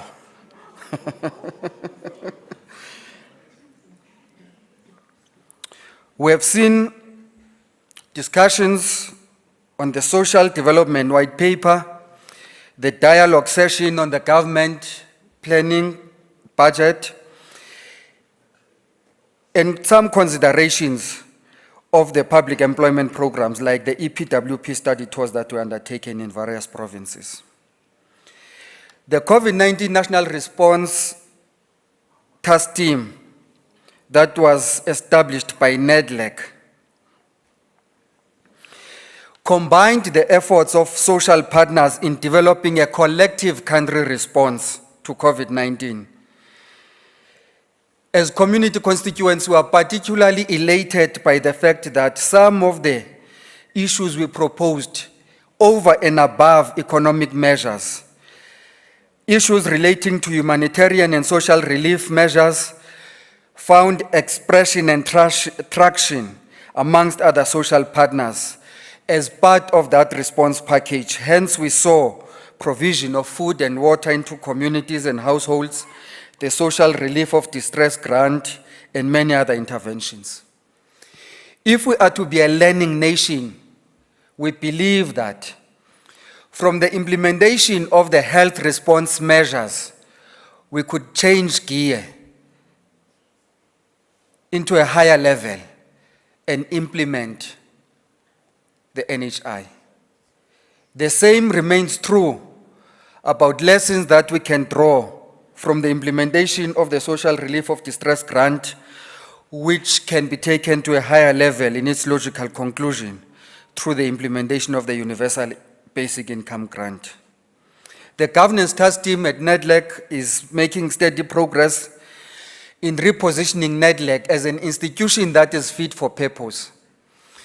And for us, that purpose is a purpose that positions Nedlac as an apex platform for social dialogue, leading to social compacting, which social compacting will not be about us pleasing our narrow sectarian interest, but rising above to define national challenges that we shall address through those social compacts.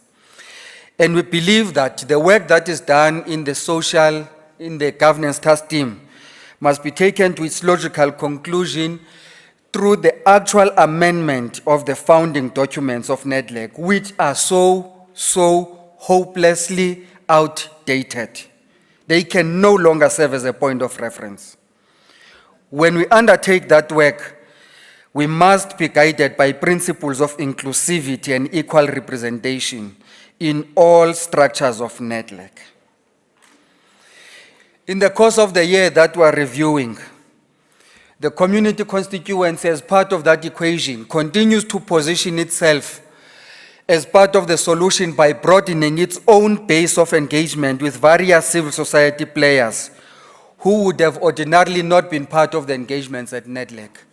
But because we see this not as an opportunity for a few, but an opportunity and a platform for many of us to find solutions to the many challenges that besiege our communities. We provide that platform to many other civil society players. And as part of that, we continue with our work of never failing to consolidate the base that we claim to represent. As community constituency, every year, we convene a national policy school, which is a strategic planning platform, after which we go to all 9 provinces, consult with civil society, report on the work that we do at Nedlac, and receive a mandate on the new issues that we should be engaging on, which is why when we engage, our most simplest of requests is that please engage us not on any other basis other than the strength of our ideas, because those are solutions that come from the constituents and the people that we represent. In line with the need for a new comprehensive social compact that was announced in the 2022 State of the Nation address, we believe that economic growth, job creation, social relief to fight hunger should be the key tenets of such a new consensus. And when we make the call for social relief to be part of that, we must be very clear that social relief is not mutually exclusive to economic growth, development, and employment. It only becomes automatic and natural graduation for those who would have been part of the social relief interventions. When sufficient opportunities of employment are created, they then graduate into that. So we must never fall into the trap of creating a false line that it's either we provide social relief or we attract investments, grow the economy, and thereby create employment that is necessary. Moving forward, our efforts must appreciate and unleash the potential of young people that must be seen as a resource in our society by leveraging their energies and resourcefulness through maximum youth employment interventions. Persons with disability continue to be relegated to be a case of welfare through exclusion from meaningful economic participation. All existing interventions must be implemented with the disability movement. It becomes a sad case when all targets that relate to disability are just never met. When we continue to miss the target of 2% employment equity for persons with disability, the good news is that up our sleeve we have an ACE card that is going to push for an actual increase to 7% of employment equity for persons with disability. The pandemic of gender-based violence exacerbates the socio-economic circumstances of women. We must therefore do everything possible to empower women for the full implementation of the National Strategic Plan on Gender-Based Violence. The civic movement and the broader civil society must be supported to mobilize communities to be active agents of rallying behind the one-plan interventions of the district development model. If properly supported and deployed, the cooperatives and the informal economy can promote self-initiative towards economic participation, generating employment and income, including community-inclined financial systems and sustainable livelihoods. All those can lead to the creation of new and alternative employment. At this point, we wish to thank the Executive Director of Nedlac Ms. Lisa Seftel, and the entire Secretariat for their continued support over this period. We commend them for the improved performance against the annual performance plan and the strategic plan of Nedlac. This increased and improved performance has been matched with impressive management of our financial indicators, leading to an unqualified audit opinion. We do indeed believe that we are building and repositioning Nedlac to be an institution that is fit for purpose of championing social dialogue, that positions social partners to find solutions to the challenges of our communities. And on behalf of the community constituency, siyabulela.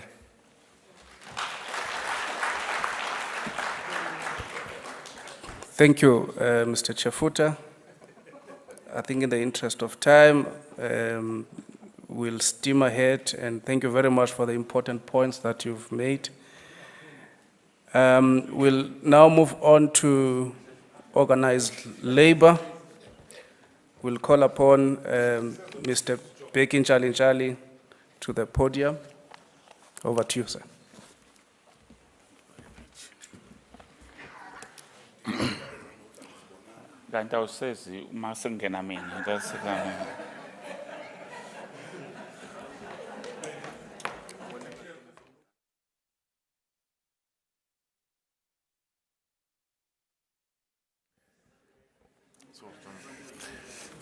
Thank you very much. You can see the balances of forces are not in favor of the working class. When people expose you to all sort of illness, you must then read what is coming up. Program Director, Mr. Lamati, and the honorable ministers and all ministers present in this meeting. The Executive Director, Ms. Seftel, and the leaders of the community led by Comrade Tulani, and the leaders of business led by Mr. Kovadia. You can see it today, I don't call you comrade because your constituents may rebel against you. And leaders of the federations, I've seen Comrade President of FEDUS and the General Secretary, Comrade Rifta, Deputy or General Secretary of NACTU, and the First Deputy President of COSATU, and the members of media.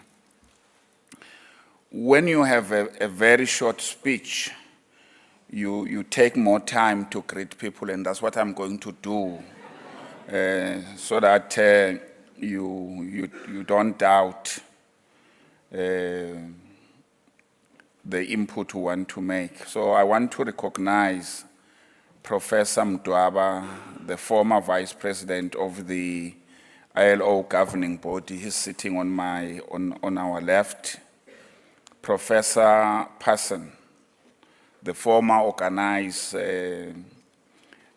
business convener in Nedlac. I must say this, that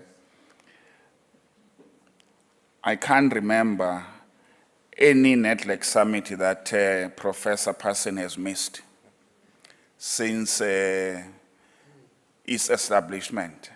I don't know how he managed the teaching and to skip to come to Nedlac to listen to what he already knows, and he will tell us before that the speeches we're making, he's not hearing them for the first time.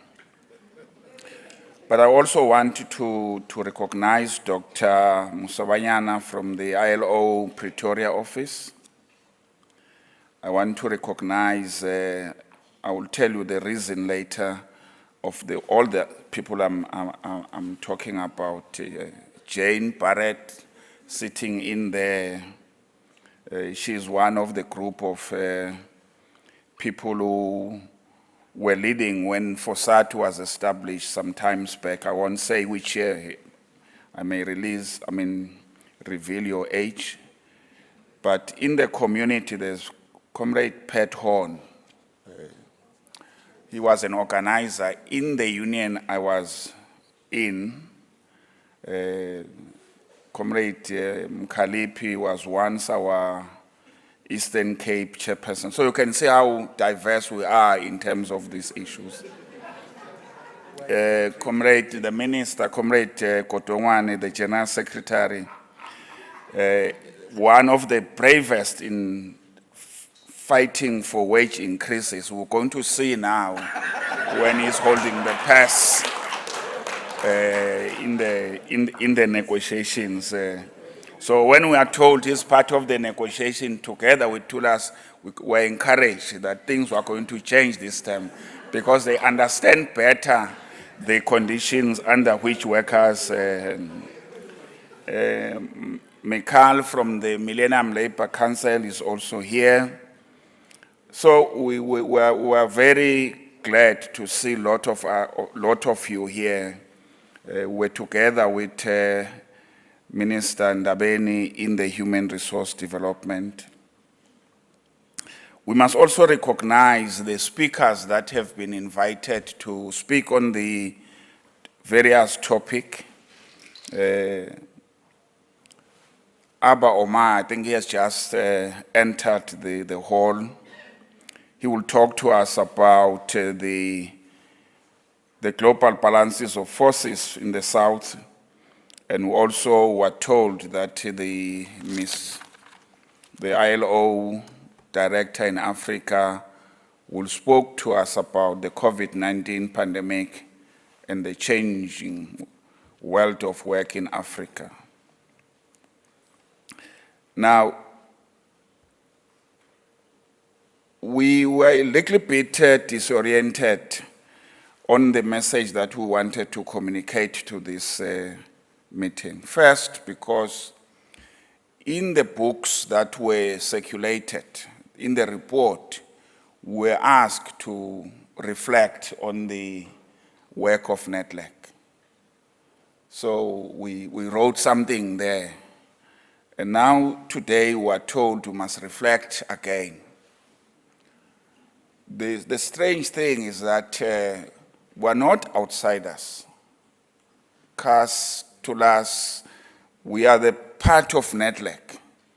Now we're asked to reflect on our work. It's very difficult. What can we say? Safe to say, Nedlac is doing a good work. Should we say otherwise?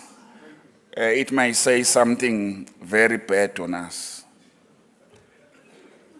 This is our performance report. I think those who are not in Nedlac are best positioned to reflect on the work of Nedlac. Now, as we are speaking to you, we were concerned that we're speaking to ourselves, save the media. The same people that are in Nedlac, the same people that are now looking on the work that they've done, they've approved the report.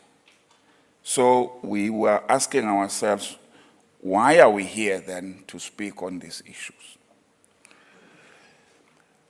I think the suggestions by the Executive Council to invite other people to give input and reflect on this thing is the best way of dealing and giving a feedback to all of us on how Nedlac is performing and the perception that is being talked about.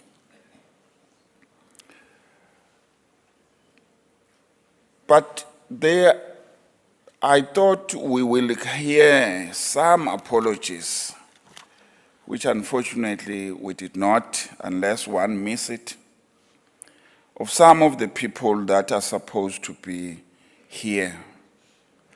Because I think Nedlac was specific as to who's supposed to be in the summit, and there are reasons for that.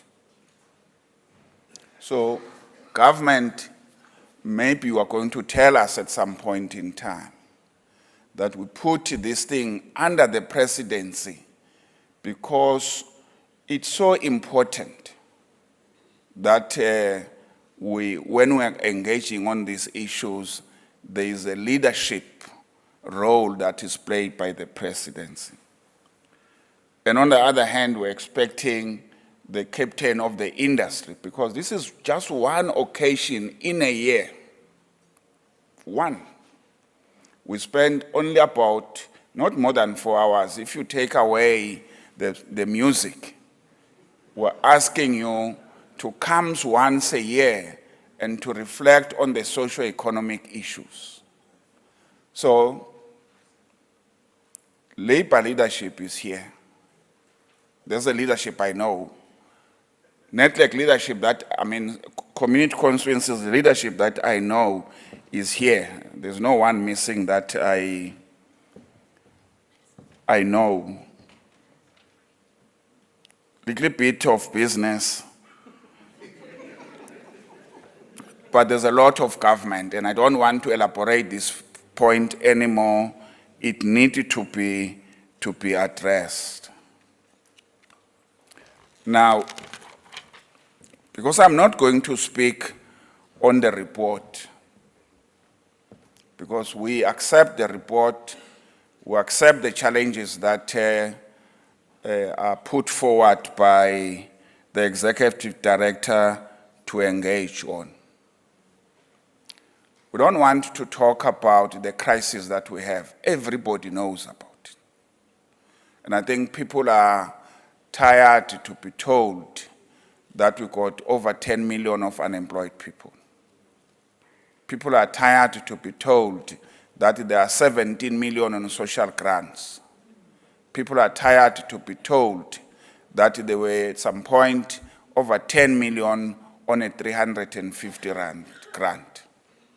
And then people don't want to hear that anymore. People are expecting to hear what is the solution. And that's what they expect to hear from Nedlac. So there are things I think that we need to find a way of changing them. All of us, and we take the responsibility that we are part of this family and we are expected to come up with solutions. Some of them are difficult. That's why it takes time to come up with solutions. Now, there has to be a political will in our view. There has to be seniority in trying to address these particular problems in a manner that those who are involved in this issue, they don't feel that it was a waste of time. We can't solve them in a meeting of this nature. We can just hear what people are saying and we have to go down, try to find some solution. But I think our approach has to change from the adversarial approach on issues to some kind of solution-oriented way. Now, when you do this, you can't start by blaming others. You have then to look inside to be able, and if we are unable to do it ourselves, we'll need some other people who might have wise advice to give on how we need to be dealing with those issues. So the leadership style has not changed.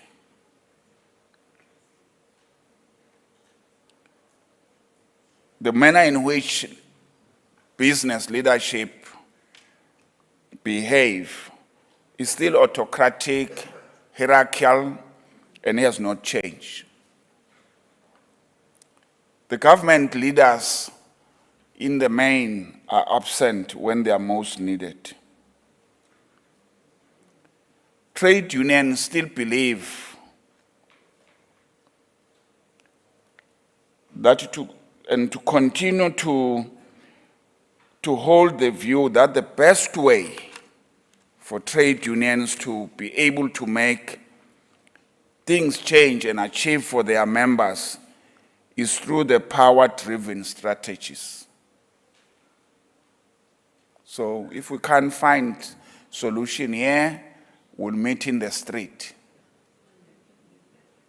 because sometimes you can't get the trust and the agency that what you are raising, somebody is listening. Maybe it's outdated. So what then comes out of these processes will be shaming, naming, finger pointing. We need to find a way, and the ILO is here and others.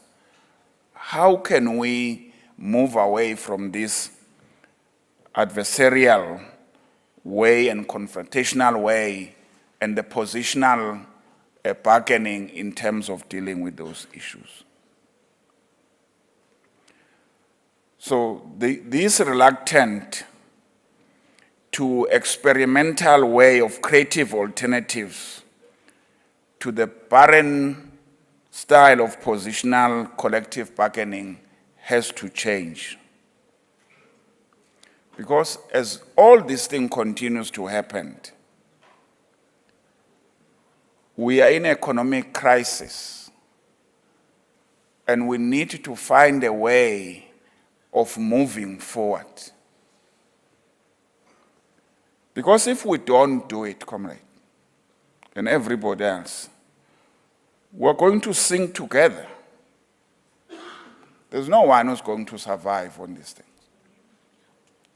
We are going to sink together. If 10 million people are unemployed, we must say we're very lucky. It just needs somebody crazy, who can say this is an opportunity for a particular revolution.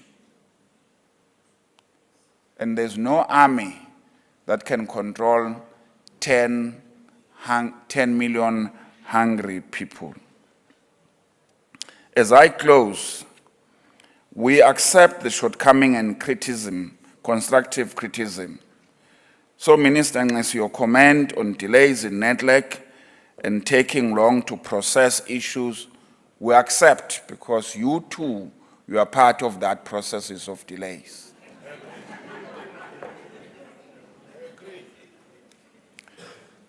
But equally, we think in any society, the state take the huger portion of the responsibility. And in this case, maybe we need to be engaging at a particular level to address these particular issues, because you were raising these responsibilities and the failure as equal. I thought it might be just wise to just remind you for a few things, not in a bad way, but just to illustrate a point where the delays may be occurring. Sometimes back, our government wanted a study on the possibility of the implementation of the basic income grant. So in the wisdom of government, they thought professors are better on this thing. So they go for Professor Vivian Taylor. And she produced a good document on the basic income grant. And she gave it back to us in Nedlac and says, this is the way. And she put evidence on that research. So the community in the main and organized labor said, this is the right way to go. Government says, no, we need some time among government departments to reflect. So we agreed in good faith. I think it took more than 15 years for government to come back, if not more. I can't remember when was the Taylor report submitted to Nedlac. Nedlac is 27 years. It might have taken more than 20 years for government to come back. And I don't say it is a long time. I just indicate that it may take some time. It took 5 years to get Treasury to bring the public procurement bill to Nedlac.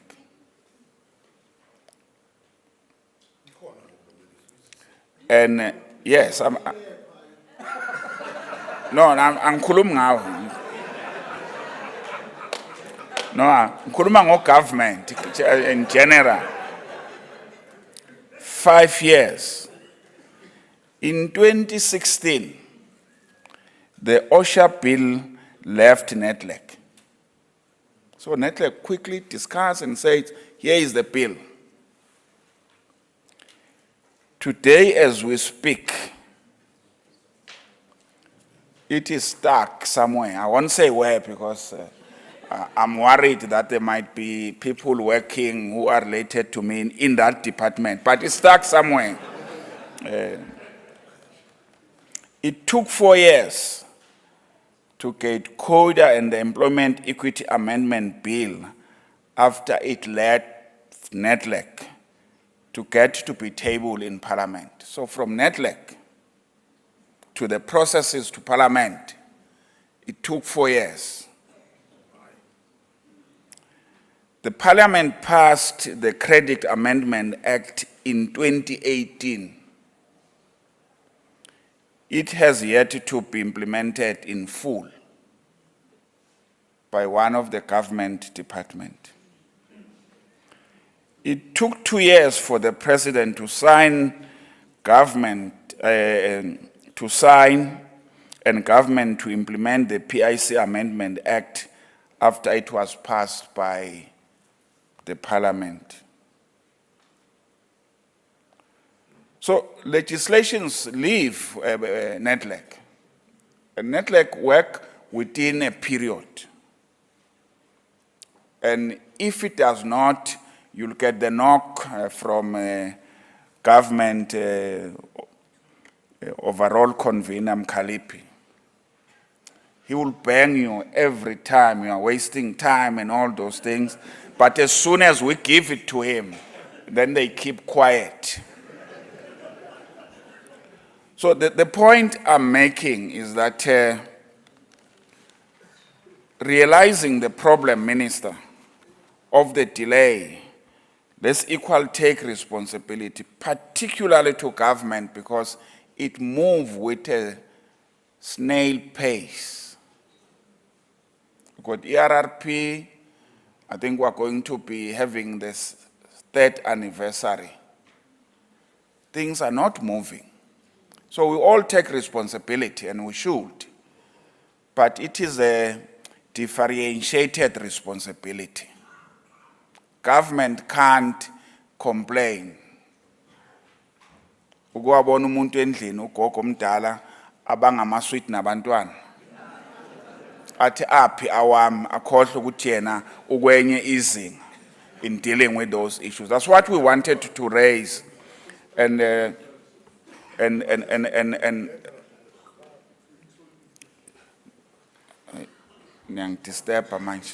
So that's why I want to end it up, comrade. We have tried, deploy everywhere. I think we deploy PET in community, we deploy people in business here, I mean in government.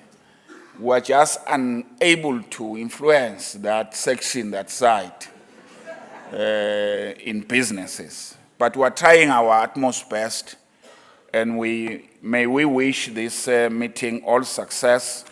We'll listen tentatively to what MISTRA, what ILO, and others will say about the other item, because we think we need to use the summit in a different way for us, rather than to comment on the work that we have done it, because you know we are not going to say we are doing bad work and downgrade ourselves. Thank you very much.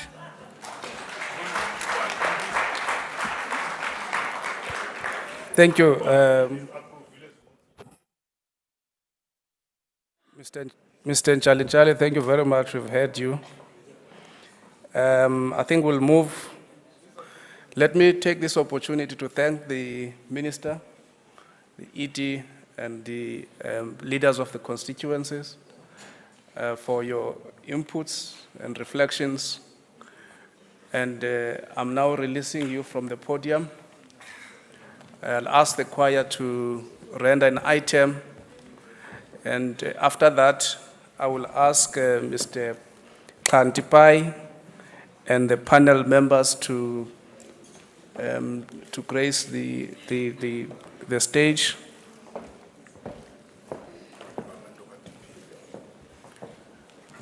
Lastly, I think on the point raised by Mr. Nchalinchali, we would like to apologize for not conveying the Deputy President's apology. He intended to be here, but unfortunately he could not make it, and asked the Minister of Employment and Labor to represent him. Kwaya, over to you.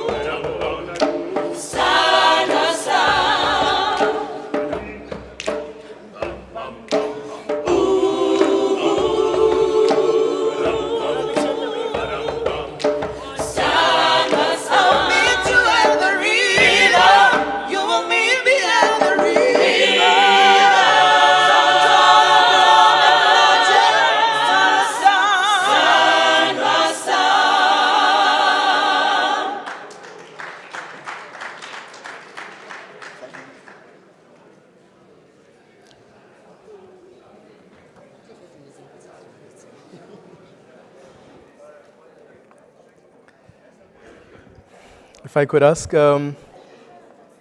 everyone to please settle down. DG, I'm sure you know from where I grew up, xa uhamba nabantu abadala babulise banazise awuphindi nawe uphinde uzazise mase abantu abadala sebeyibuzile impilo bazazisa. And so in that regard, I'm not going to do the greetings again and the introductions because an elder has already done that work for me. I will just get into some of that work. But I will apologize for not wearing a tie. When I started, when we went into COVID, I had a string of ties, some of the most beautiful ties you've ever seen. When I came out, the shirts could not tie back. And so the shirts are waiting, and the ties are waiting until I run, I jog, and I lose some weight. So we will, the next time you see me here, I will be wearing a tie. Now, I think the discussions that have happened here are really, really important. And one of the things that in this session we're going to do is really, I guess, some reflections. And that first reflection is important, and it couldn't come from a better source, from somebody who works for an institute that calls itself strategic reflections. So Dr. Yakub Aba Omar, who is a very good friend, somebody I know very well for a long time, who is with Mapub Ngubwe Institute for Strategic Reflections, will come up here and really give us some energy about the impact of a changing global balance of forces on the South African economy, poverty, and employment.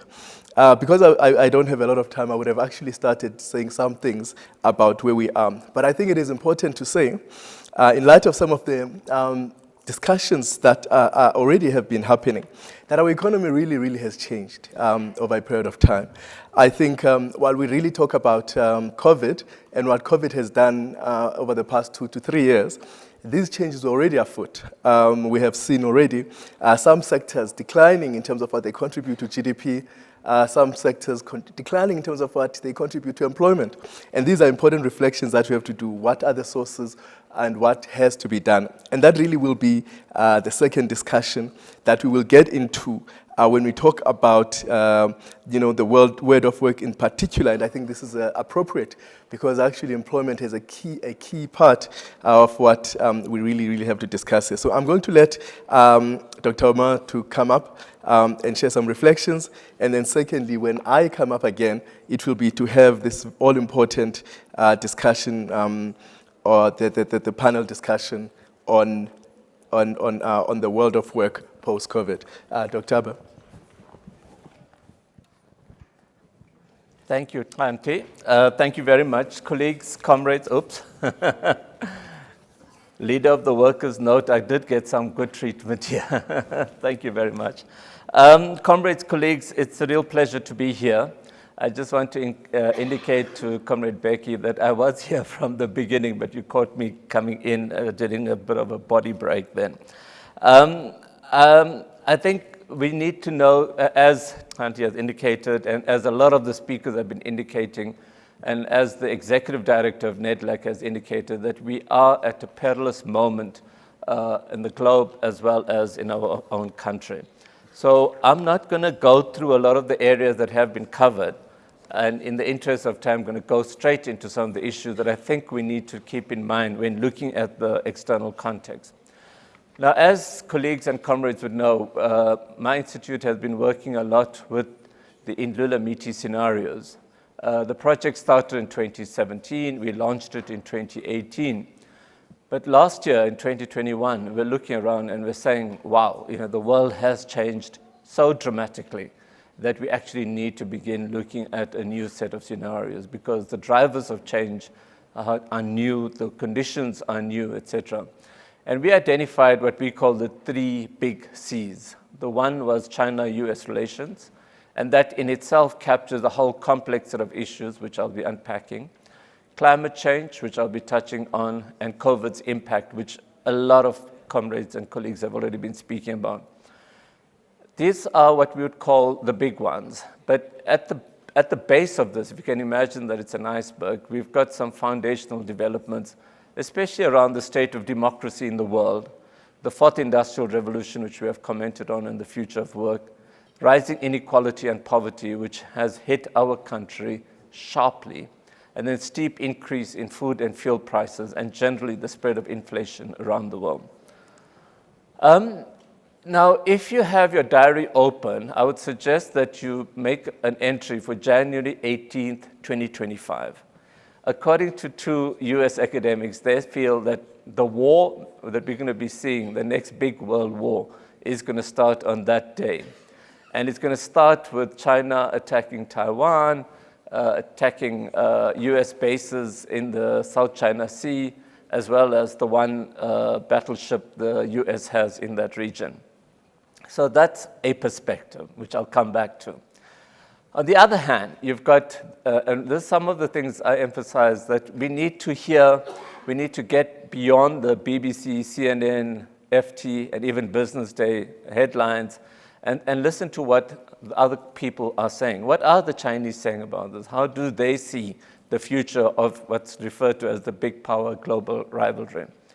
So Yan Shutong, who's the dean of the International School of Tsinghua University in Beijing, and I think some of you may know that that's President Xi's alma mater, said that the post-Cold War period of US hegemony is over. But Beijing has no clear plan for filling the leadership vacuum and shaping new international norms from the ground up. They rather have a multipolar world in which other challenges and other challenges force the United States to cooperate with China. So not quite that bellicose aggression that China is painted out to have. There have been several approaches that China has been implementing. I'm not going to go into that in detail. I think most of you will be familiar to you. The one is the Regional Comprehensive Economic Partnership, which includes US allies such as Japan and Australia. Then the Made in China 2025 campaign, which aims to help China catch up scientifically and technologically. The Belt and Road Initiative, which involves about 100 countries. And then more recently, in April, the unveiling of the Global Development Initiative, which is complemented by an obviously indirect response to the Ukraine invasion by the Global Security Initiative. What's the West's perspective on these developments? So the Biden administration proposed Build Back Better World, or B3W, to finance infrastructure in poor countries. The EU has launched the Global Gateway, with the president of the EU Commission saying that, unlike China, the US wants to create links and not dependencies. If we were to look at some of the intellectuals and academics that are writing on this topic, Elizabeth Economy says that Beijing is aiming for a radically transformed international order, where the US is in essence pushed out of the Pacific and becomes merely an Atlantic power. Niall Ferguson, a conservative writer, has pointed out that the decline of American defense spending should be a matter of concern, but I think perhaps even more concern that they should be worried about is the catch-up that China has been engaging in terms of the size of its economy, and that a detail. Now, within the US, there are several camps, as you can imagine in any kind of democratic society, but there is a very distinct Trump or right-wing camp or the Make America Great camp, and they have been following the example, or the illustrious example of the Hungarian strongman, Viktor Orban, and they've realized that the public will accept authoritarianism provided it is of the creeping variety. So it's an illiberal democracy that he's created, and that's the kind of song sheet that they want to carry out if and when they do take power in 2024. On the other hand, the liberal international order and globalists see the trends of interdependence are irreversible, and the US must adapt to the new geo-economic age of open borders and free trade rather than erect new walls.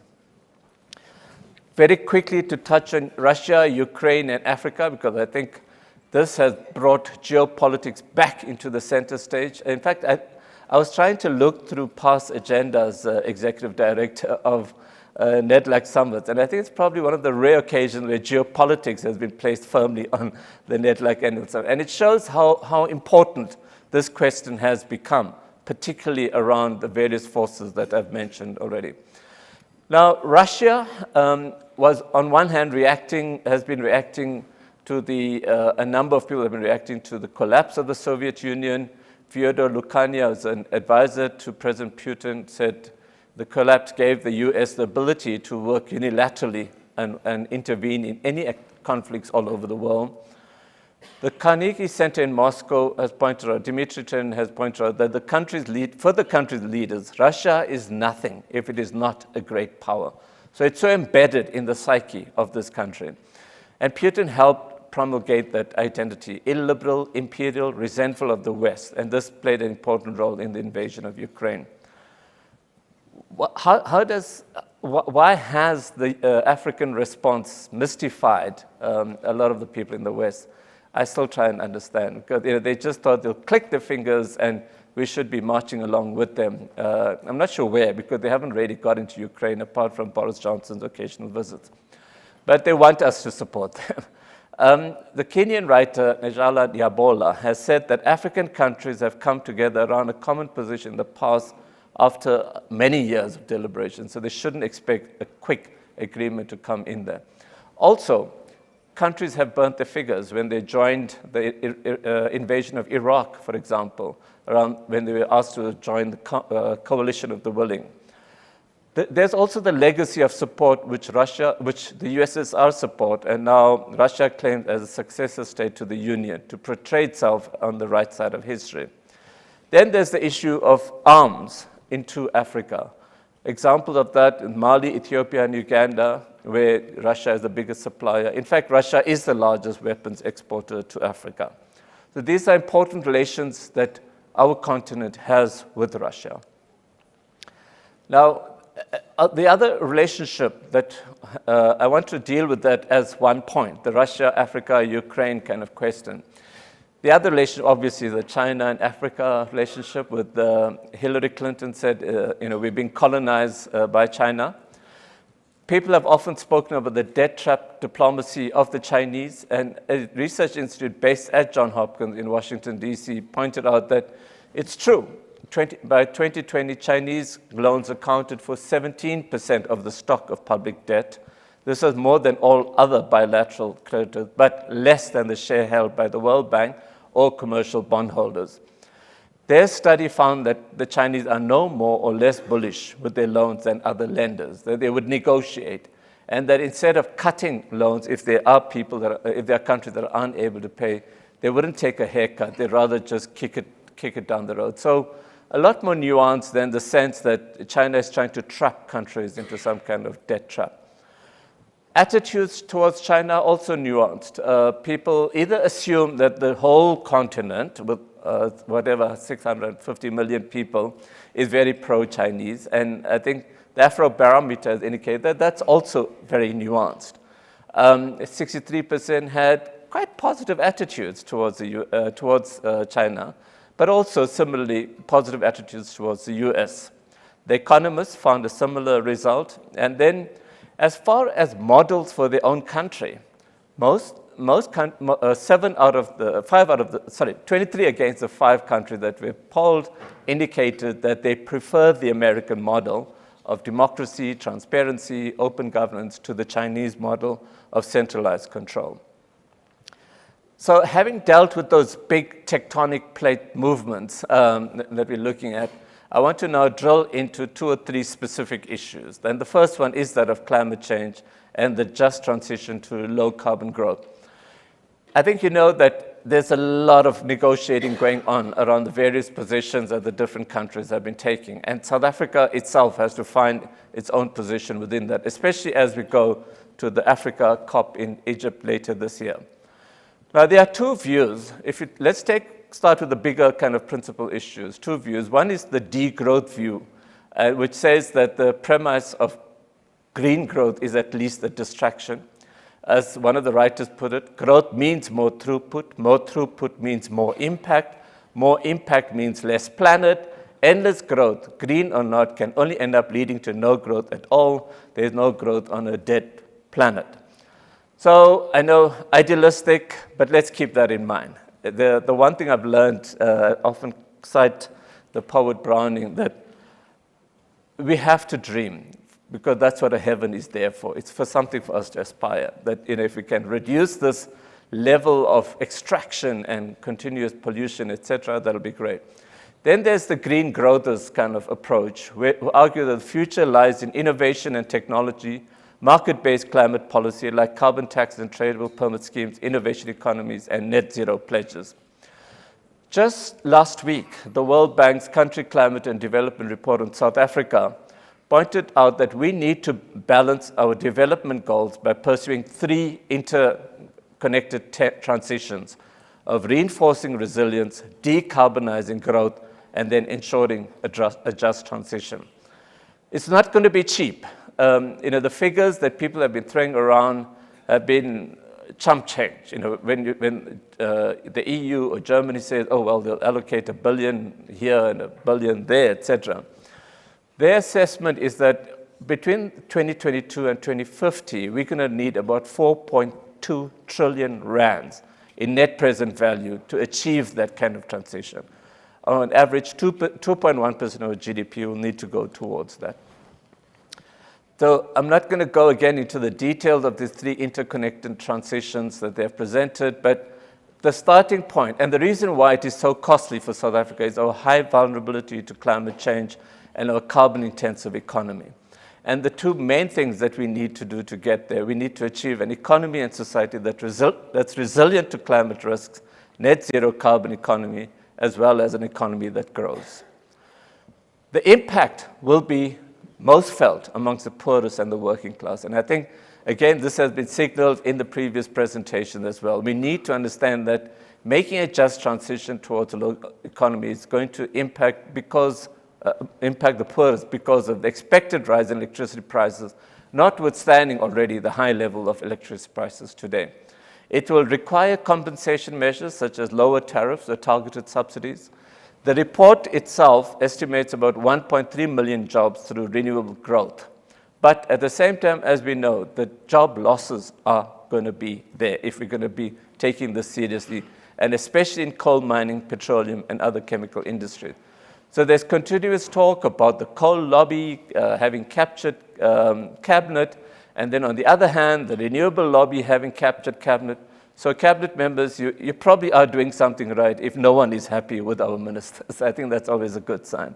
The active labor market programs are required to help transition vulnerable workers. And this is where the Department of Employment and Labor is going to have to play a central role. EPW, CWP supports self-employment as well as income support. As we saw during the COVID-19, we're going to need to make sure that all those mechanisms work. Impact of technology, then, is the second big area of climate change and our technology. Again, you get the right-wing view. One of the co-authors was William Rees-Mogg, who's the father of the conservative Jacob Rees-Mogg, who was a close pal, as you know, of Boris Johnson. They spoke about the demise of the nation state through technology and the emergence of low or no tax libertarian communities. Obviously, there would be massive advantages to be gained out of blockchain and encryption technology, but they see that as a potential to liberate citizens from the whole of the state. One of the areas that we need to pay attention to is micro work, which refers to any small task carried out on the virtual assembly line that an algorithm can't reliably perform. This is a growing trend, and we need to keep an eye on that. We've spoken, and I'm not even mentioning Uberization, et cetera, of the economy. We're kind of accepting that that's the reality. But let's look at the other elements that are coming up. So 20 million people employed worldwide on this, unprotected, non-unionized, and obviously not regulated. Some of the World Economic Forum released the survey carried out in 2020 and how companies were changing in response to COVID-19. An important one was the duplication and accelerate the digitalization of work processes. They provide more opportunity to work remotely, et cetera, et cetera. Now, that was in 2020. 2 years later, many of those changes that you see on that chart, as you know, have become mainstream. And this were the changes they were expecting by 2025. The technologies that they indicated, again, we've been adapting to this at a rapid pace. So this has major implications for us. It means we need to understand what the kind of skills that are being demanded and the job roles that are being demanded and what are becoming redundant. But I'm rushing along to focus on the South African emerging and redundant jobs.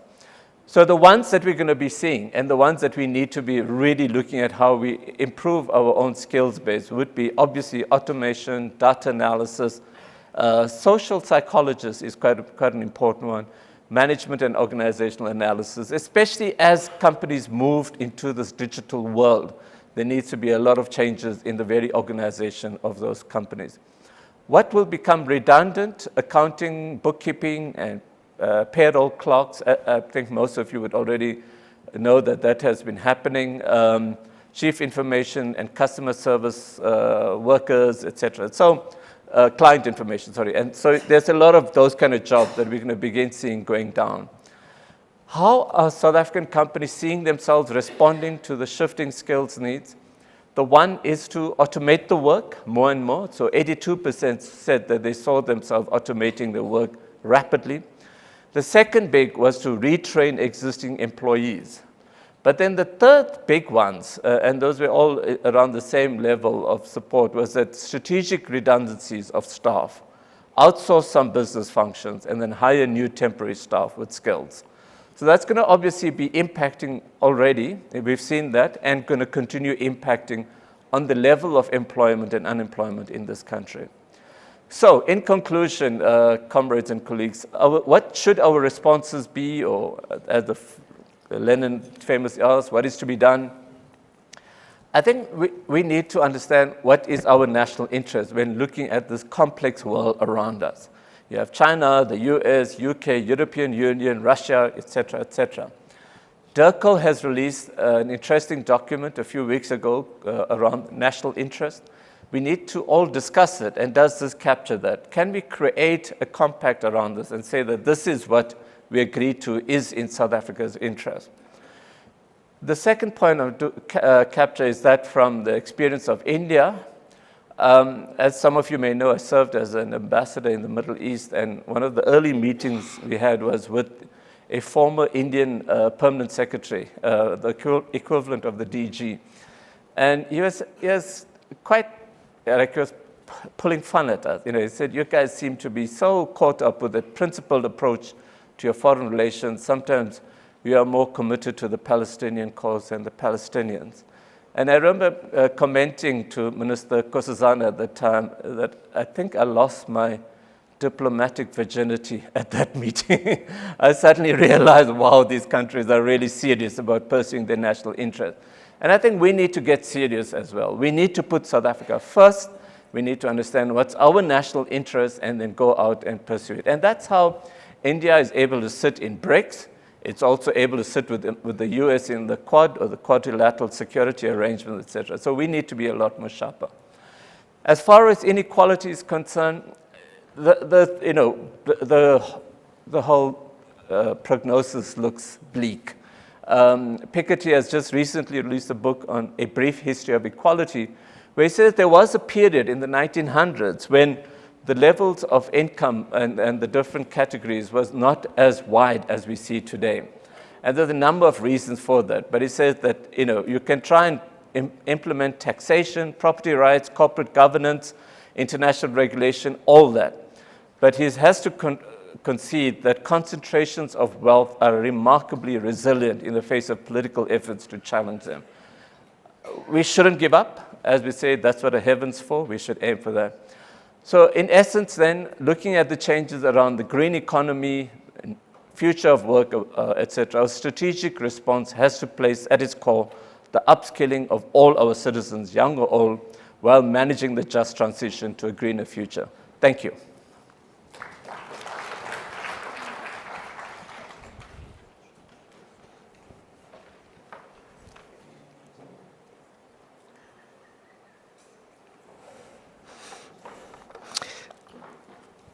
Thank you very much, Dr. Omar. Mr. Njalinjali, clearly this was an issue about labor because they keep cleaning mine. Thank you for that, and I think the reflections that you are highlighting on geopolitics and the possibility of war are things that we have to think about quite closely so that we are actually prepared.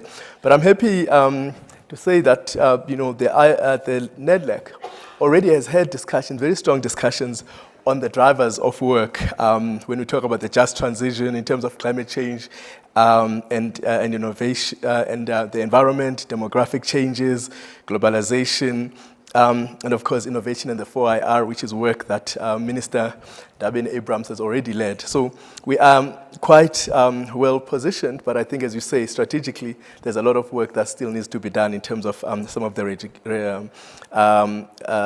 recommendations that come from that work. Next, we will hear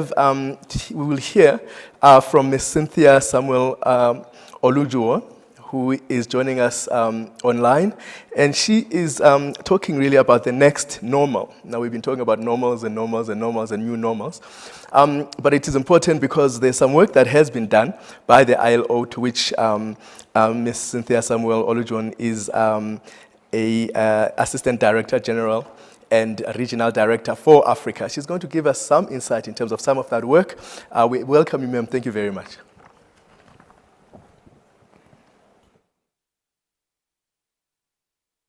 Thank you very much, Program Director. I just want to be sure that you can hear me clearly. Yes, we can hear you. Thank you, thank you. Minister of Employment and Labor, Honorable Thulasini Ntsesi, honorable ministers present, the leaders of organized business community and the labor constituencies, the executive director of Nedlac, Lisa Seftel, distinguished ladies and gentlemen. And I hear that my brother Ndwaba Mtunzi is there, so hello to you as well. I warmly congratulate the Nedlac constituencies for organizing this 27th Annual National Summit and for inviting the ILO to share reflections on how the COVID-19 pandemic has changed the world of work in Africa and how this is likely to shape workplaces in the future. I really must commend the previous speaker for already helping to set the stage. A lot of the things I would have talked about is already very articulately addressed in terms of the context in which we're having this conversation. Indeed, this conversation is not just pertinent for South Africa, but it's really very important for the entire continent, especially within the context of the achievement of the Abidjan Declaration on social justice, The Nedlac conversation is even more pertinent when we look at the triple crises that the UN Secretary General has been focusing on in the last couple of days, in the last couple of weeks. In these, the crises around fuel, finance, and food. And I know that was integrated into the earlier conversation. As we know, in Africa, the pandemic struck when most countries were beginning to recover from the earlier economic crisis, which resulted from the falling commodity prices. According to the ILO World Employment and Social Outlook for 2021, besides the loss of 4 million net jobs and an additional 13 million foregone jobs, the socioeconomic shock of the pandemic has further worsened those deficits that were in existence in the country, in the continent, and has worsened the situation in the continent, particularly within the informal economy. The exclusion of youth, migrants, and people with disabilities have become even much more obvious. And then our inadequate social protection systems have been further stressed in a continent where coverage is currently estimated at 17.4%, 17.4%, as compared to the global average of 46.9%. And this is a continent where we have high levels of inequality, exclusions, and of course, poverty. Furthermore, long-standing gender segregation and stereotypes have become more glaring. This is shaping the context in which the pandemic struck. During the pandemic, it was found based on studies that, of course, enterprises were impacted upon, and many of them just managed, they struggled to remain afloat, and the impacts are still being felt even as the COVID pandemic is easing, though we're not out of the woods yet. Many African enterprises faced new costs, including those associated with health and safety measures to ensure that customers and workers were not exposed to COVID-19. The immediate effects of the pandemic and the lockdowns meant that some of the enterprises were forced to close. An Africa-wide business survey in 2020, which was led by the UN Economic Commission for Africa, found that the pandemic significantly affected employment and that the micro enterprises were particularly hard hit. Some of them were operating at between 30 and 40% during the pandemic. Despite these challenges, that study led by the ECA found that many enterprises and their workers across the continent had been able to show resilience, and they've been able to adapt and thereby keep afloat, with a lot of lessons in terms of how these will be taken forward and is being taken forward. At the level of the ILO, the ILO regional office in Africa, my team, worked very closely with the Bureau for Employers' Activities to better understand the specific dynamics relating to the impact of COVID-19 in Africa. And it focused on it's focused on capturing the trends in 4 areas. 1, the working space, workplace relations and labor laws, skills development, knowledge sharing and productivity, and the 4th on human resources management. I won't go into the details of how we did the study. As the minister already alluded to, there were key areas, very important findings that came out of that. 10 of them, and based on the remits that we were given by Nedlac, I'll focus on these 10 areas, but also at the end tease out some of the key issues that for us would be important to be dealt with. In the fact that Nedlac is having this conversation, we see as very, very important for helping the other countries in the continent or sharing practices with the other countries in the continent to see how they can also learn or also be inspired by the issues that come out of these conversations. One is that remote work has grown dramatically during the pandemic. This seems to have been one of the most important trends that defined the pandemic. There was a quick move from in-person to remote work.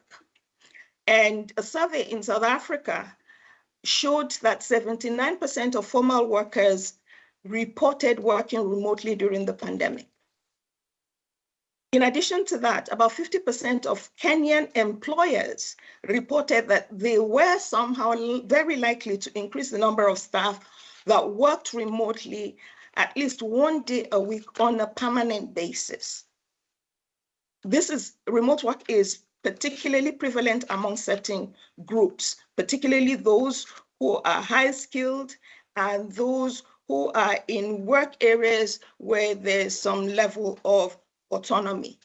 Remote work was also very, very relevant in some of the sectors where it was possible for non-in-person interventions to be undertaken without it jeopardizing work. But for those in the informal economy, and distinguished ladies and gentlemen, we're aware that informal employment in Africa is about 90%, 86%. When we look at the entire continent, in some of the countries, we're looking at 94%. One of the challenges that we have to address is how do we fully avail ourselves of the opportunities of remote work, of digitalization, of the fourth industrial revolution, as has been indicated by the minister and other speakers, but in a way that fosters inclusivity, in a way that systematically addresses poverty, in a way that will ensure that there's no one left behind. And particularly when we're looking at young people, we're looking at women, and we're looking at persons with disability. The challenge with social protection in the continent, and I know this came up in one of the earlier interventions, is also very, very pertinent here. The second part, the second major finding is that most future workplaces in Africa will be in-person or hybrid. There will be no full remote work. And that if this happens, it will be an exception, a very, very minute exception. Although remote work has been a defining characteristic of the pandemic, as I said, it is clear that most of the enterprises will be looking at the hybrid modality of work. This has implications for skills. It has implications for so many other areas that we'll be looking at when we look at the ability of the government and the social partners to be able to have the appropriate policies that will ensure that these new working modalities will promote the kind of development, the kind of workplaces that we would want. The third area is remote work is changing how enterprises hire. The pandemic has caused significant changes in the way that enterprises think about their future workforce. They now have flexibility to find workers who best fit their business interests. they have begun to change their hiring criteria to include new groups of workers that had not been previously considered, including those who live outside of their workplaces. This has expanded the scope for the businesses to be able to access the skills that they want. It has also provided opportunities for workers to be able to access work opportunities beyond their local environments. However, there are key things that need to be considered in terms of how do we ensure that the eroded connection between the location of work and the place where workers live, that challenge, all the policy issues, all the challenges related to that are effectively dealt with. There's also the issue of digital brain drain, the implications of this and how this will be managed effectively through policies and through the necessary interventions. This also has implications for skills development. It also has implications for wages, because with these opportunities and the possible overcrowding in some of the unregulated labor markets across countries, and the minister did refer to that, these are some of the areas that need to be addressed. Issues around health and safety. Changes at the physical workplaces have been widespread during the pandemic to improve health and safety of workers as well as their customers. The minister made reference to a case, the case about what is the liability in terms of safety and health when the official is working from home, but working all the same. As we're also aware, occupational safety and health was recently adopted by ILO constituents as one of the fundamental principles and rights at work. How are these going to be managed, particularly for small and micro enterprises, where some of these issues, where they're able to work remotely, will have significant implications? One of the interviewees in Uganda during the survey noted that as we now live and work in globally interdependent communities, infectious disease threats such as COVID need to be recognized as part of the workspace. It needs to be recognized as key issues that need to be addressed within the workplace. The fifth area, flexibility, adaptability. This was also mentioned by the minister, and many enterprises have been able to now clearly not only show in their quick responses, but have also identified in the study that flexibility, innovation, adaptability, agility, and resilience will be very, very crucial for their business sustainability. But one of the issues that is coming up and is becoming increasingly important and is not effectively dealt with either in many policies or even in legislation is the issues relating to the mental health of workers. Not just mental health of workers within the normally recognized workplace, but also for those who work remotely.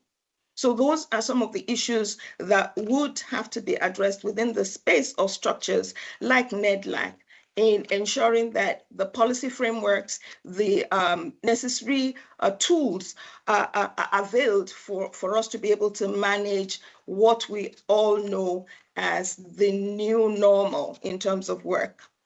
The sixth major finding has to do with digital communication and all these other skill sets that are required. As I referred to earlier, and this came out very clearly in the presentation that was made before mine, new skill sets are becoming very, very important, or are becoming more important, particularly what used to be referred to as the soft skills. Skills relating to team building, networking, ensuring resilience are crucial, quite crucial as we go forward. And 40% of the enterprises that were in the study indicated that the skills types that are considered to be the top three are the digital skills, communication skills, the topmost ones are digital skills, communication skills, creativity and innovation skills, as well as collaborative skills. Reskilling, upskilling will be crucial. And this was recognized in the Centenary Declaration of the ILO. How is this going to be effectively managed, both not just in terms of the necessary policies, but in terms of the funding? How are we going to ensure that there's adequate funding for this? This is something that has been discussed extensively at the global level. It's also something that is very pertinent within the country conversations. Productivity improvement. The study found that 46% of formal enterprises surveyed experienced an increase in productivity gains. And this was particularly amongst the service enterprises. Productivity gains were driven partly by the push to find digital processes to replace analog ones. What some of the issues that have come up in terms of productivity in the new dispensation is, how do we measure productivity for remote work? How do we ensure that we're able to capture effectively productivity when people are working from homes, they're working from outside of their, should I say, the normal work area? What are the tools that we need to be able to manage the performance of those who are working remotely? In terms of rewarding productivity, what is the thinking? What are we going to do? And what are the issues? And these are the issues that we're already looking at within the context of the ILO in ensuring that we're able to provide the necessary support to countries and to institutions as we deal with the new normal. Gender inequality. In Africa already, we had significant issues with gender inequality, where women workers and women generally was disproportionately affected, not just by COVID, but by the cultural stereotypes, by the limitations in terms of access to work, access to management positions in the world of work, absence even in employment at the very basic level. Most women were, even before the pandemic, very concentrated in the informal economy with the different decent work deficits, concentrated in sectors that were very vulnerable to shocks like COVID. So some of the things that we need to look at is to address the gender dimension of inequality, as well as other inequalities, but specifically gender dimension in terms of the responses to COVID. Interestingly, and that's number 9, it was the ninth major finding was that social dialogue actually was reinvigorated during the pandemic. This is very, very noteworthy, and it was also found that the high-profile roles played by the EBMOs and trade unions had resulted in a significant improvement in the credibility of those organizations. That is the finding of the study. But we're also aware that because of the high levels of unemployment, underemployment, we have challenges in terms of membership of these organizations. How are we able to manage those seeming contradictions, and how do we leverage what seems to be a positive outcome from the way that the COVID pandemic was handled? The last part, which is the 10th area, is in terms of labor laws. What we have seen from the pandemic is that it is possible to have change and to respond to change. A lot of the changes that we were talking about a couple of years ago when we had the centenary celebration and we're discussing the future of work, as was said, even then the future of work was already with us. But the pandemic fast-tracked some of these things that we thought was going to take quite a long time. Change is possible. Very fast change with major implications is possible and has happened. However, the legal and regulatory frameworks in many countries, not just in Africa, have not been able to keep up with the changing ways people work, nor reflect the fundamental changes to work that have come about largely from the pandemic. Some of the numerous issues that enterprises believe need to be dealt with and should be addressed are issues relating to workplace health and safety for remote work, questions around the employer's duty of care for remote workers, monitoring of remote work, the worker's right to disconnect. These are just some of the key issues that need to be dealt with, and there's no better place than Nedlac for having those conversations, of course, guided or supported rather than guided, supported by what we're doing at the global level and continental level in the ILO. As we move on, distinguished ladies and gentlemen, and we respond to, or we recover from COVID and the other shocks, including the Ukraine-Russia war, and as we build the new normal workplaces, it's important for us to recall the ILO global call to action for a human-centered recovery from the COVID crisis that is inclusive, sustainable, and resilient. The 2021 global call, which is anchored on the 2019 Centenary Declaration that was referenced by the minister, has underscored the importance of a human-centered recovery from the crisis. It has emphasized that the recovery process should be carried out through social dialogue and respect for fundamental principles and rights at work. It has also enjoined the ILO to collaborate with relevant regional and international organizations and bodies in the provision of technical support and the coordination of recovery efforts by ILO member states. The ILO really stands ready to supporting the very important work that is being done within the context of Nedlac and also in the entire continent. We look forward to working closely with you to advance the cause of social justice and decent work in Africa, as espoused in the Abidjan Declaration that I referenced earlier. And as I close, distinguished ladies and gentlemen, honorable ministers, this is even more pertinent within the context. I mean, this is more pertinent within the context that we already framed. And I'm really very expectant that the Nedlac experience in effectively harnessing these opportunities and responding to the challenges will provide a good opportunity to deepen South-South cooperation within Africa and beyond. We know that Nedlac is not perfect, and I listened very closely to the constituent parts of Nedlac.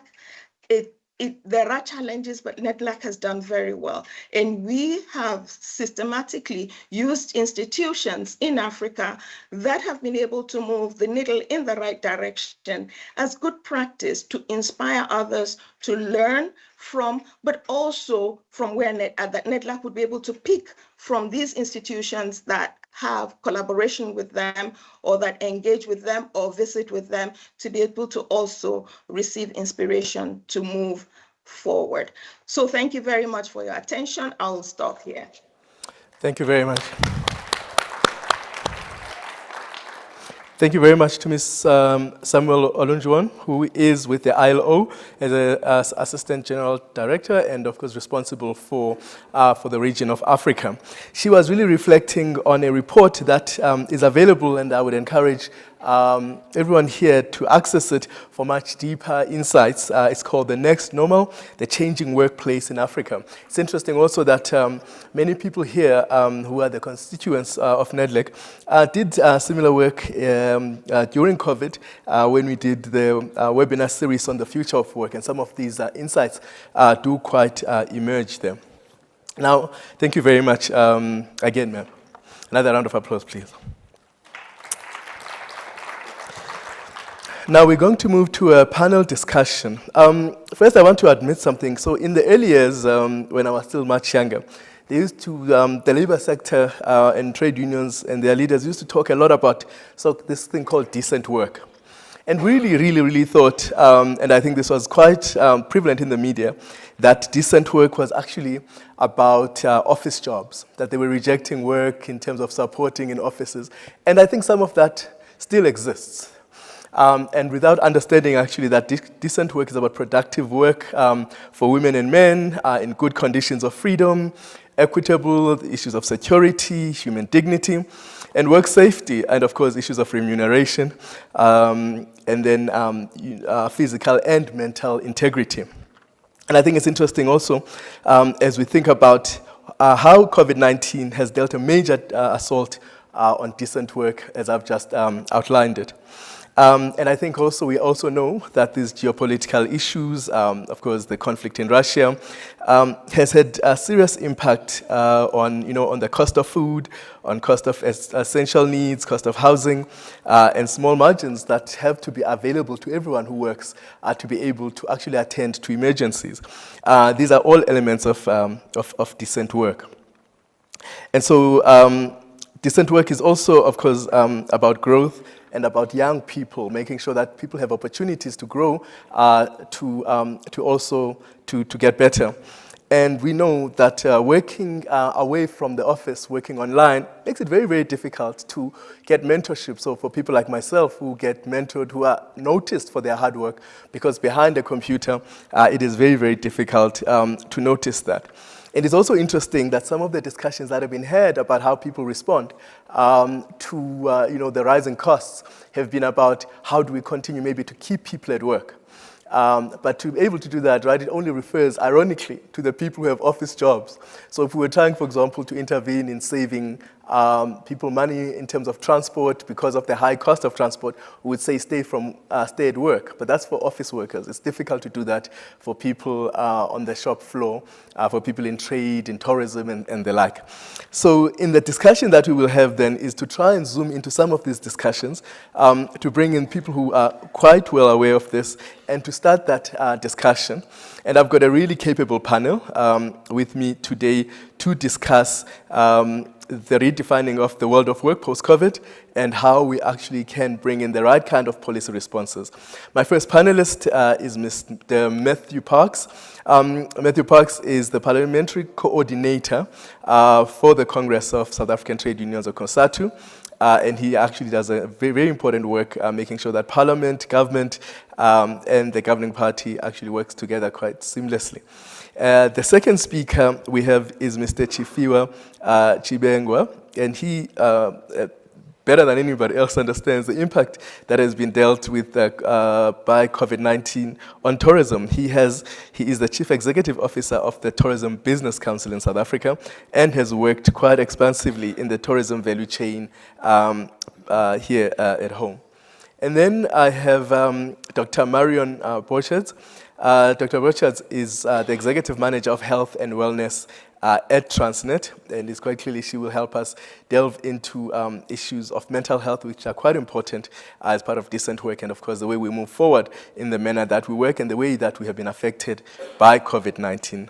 And last but not least, we have Ms. Jane Barrett, who is the Director of the Organization and Representation Program at WIEGO, which is the Women in Informal Employment, Globalizing and Organizing. And of course, we know the impact that COVID-19 has had on informal work and some of the regulations that were put in, and how insensitive perhaps some of the law and the legal work that was done during COVID-19 to informal work. And I think it's important, as we were listening, as I was listening closely from the ILO's report here about actually laws and regulations that have to be put together in this manner in terms of how we go forward, she will have a really important perspective. So I'm going to first invite to the stage Matthew Parks to give us a few remarks. Hopefully we'll try and move along quickly. Thank you, Mark. Thanks. Good afternoon, colleagues. Common leadership of government and business, community, and most importantly, organized labor. I think we just want to say thank you for giving us as labor a chance to raise some views. Let me just see, hopefully I can figure out how to work this device. Okay. So, Chair, I think we've been discussing the issue of remote work, the fourth industrial revolution, for many years as government, as business, as labor, as society. When Comrade Ndebeni Abrams, Minister, was in a previous portfolio, she launched the Presidential Fourth Industrial Revolution Commission in 2019. But I think if we're honest, we've all treated the 4 hours a very far away concept that is best left for some distant tomorrow. I think COVID-19 has really exposed the dangers and the fallacies of this approach. It is a wake-up call for all of us. And I think without being too cliche, it's, that saying of failing to plan is indeed planning to fail. And if we don't do something, it'll be workers, it'll be disadvantaged communities, it'll be fragile industries, which will be left behind, which will pay the price of our failures. So I think the challenge of remote work or the 4IR really require all of us as government, as social partners, to work together to ensure the transition, and there is a transition, but that it will be a just transition. Chair, I think when we looked at the issue of remote work during the past 2 years, it was essential for many workplaces. As the economy went into lockdown in March 2020, it did enable many workplaces to continue to operate, so to earn an income, to pay their staff their salaries, to avoid retrenchments. So we saw the call center industry, for example. People work from home. It helped to protect many workers from COVID-19. I think the majority of the colleagues here present. And I think that we also saw a shift in universities. Universities went online quite quickly. We saw many well-resourced or private schools going online. But of course, those schools in townships were left behind. How does a school in Philippi, which doesn't have decent sanitation, provide iPads or laptops to the children? But it also did benefit the IT sector with increasing demand for data, for fiber, laptops, iPads. They made a huge killing in the cell phone industry. But it brought the 4IR forward in a way which we never possibly imagined. But I think we must also be cognizant at times that not all workers can work remotely. So us, white-collar workers, we can do so, but a petrol tenant cannot pump petrol at home. So that we have to look at what are the risks to jobs. If you just take a step back and look at the third industrial revolution, comrades might remember, the Comrade GS, Comrade Becky would remember when we used to have workers who would deliver milk bottles to your houses. I don't think we can do that today. Those milk will be stolen or be a health risk. You remember we used to have switchboard operators. We've lost many jobs in the clothing, the textile, the agricultural sectors. We're seeing now jobs at risk like cashiers, petrol pump attendants, mine workers, printers, receptionists, HR, car washers, farm workers. And of course, there's more jobs which will be at risk in construction, in mining, drivers, manufacturing, marketing, postal, etc. Comrade ED will remind us that it's not just about those workers, it's about the workers in the value chain that support these office workplaces. So your property rental sector, the furniture companies, the catering and restaurants which support these workers, the cleaning, the security, the transport, the stationery companies. All of these will be turned upside down. If we look at what type of workers are most at risk, well, research has shown about 56% of workers at risk are women. About 35% of our jobs are at risk to automation. The most at risk are the low-skilled workers. I think the stats that 60% of workers who have no alternative work opportunities might even be underestimating it. But again, we have an unemployment rate of 44% in South Africa, so we can't afford to lose a single job. We know that it takes at least 2 years to find another job when you're retrenched. And we are really in danger, Comrade Madiba, of creating a permanent class of unemployed workers. And of course, Comrade Tulani will remind us that unemployment for young people is far above 60%. So as a trade movement, we have to ask, what are the rights, the risks to labor rights that we have so worked hard for many, many decades to build? So Comrade DG Lamati, how would you enforce labor rights for someone working at home? It's very difficult. Can an inspector come to your house? They struggle to do so for domestic workers. I don't want to ask my own boss, but how does someone working at home take sick leave, annual leave, maternity leave, parental leave, time off? Of course, he might say I'm the one who harasses him the most. How do you really enforce the 40 or 48-hour working week at home? It's very difficult. Comrade Minister Nxesi mentioned the case of a worker injured working from home. How does she claim from COIDA? I think she will struggle. So I think we also have to say, have employers, Comrade Cass, have employers really developed policy to make sure that remote work is in compliance with the labor laws? I doubt so. Again, we could say it's fine for us white-collar people, but what happens to those who cannot work remotely? So someone who lives in an informal settlement, in a backyard, or in a rural village in Limpopo, they'll be left behind if we're honest.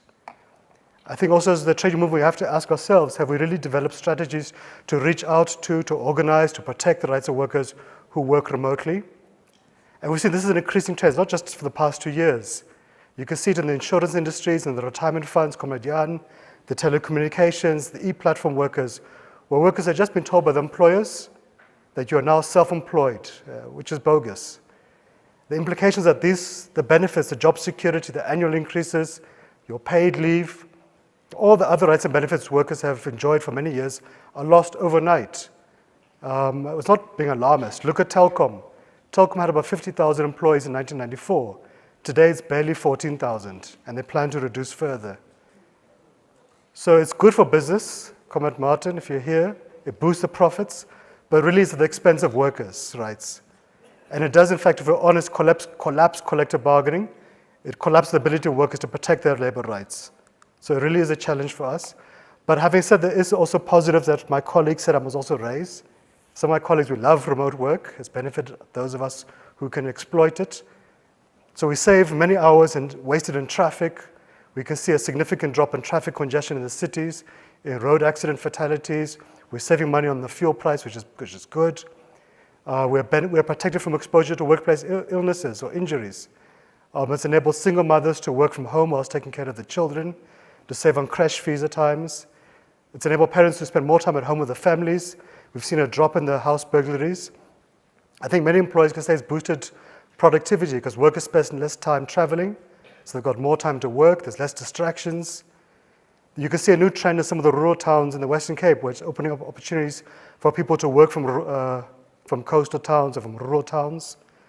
We can see many companies in the retail sectors actually enable them to save money, which we hope has helped them to expand operations, to save and to create jobs. So Comrade Abba quoted Lenin correctly, what needs to be done.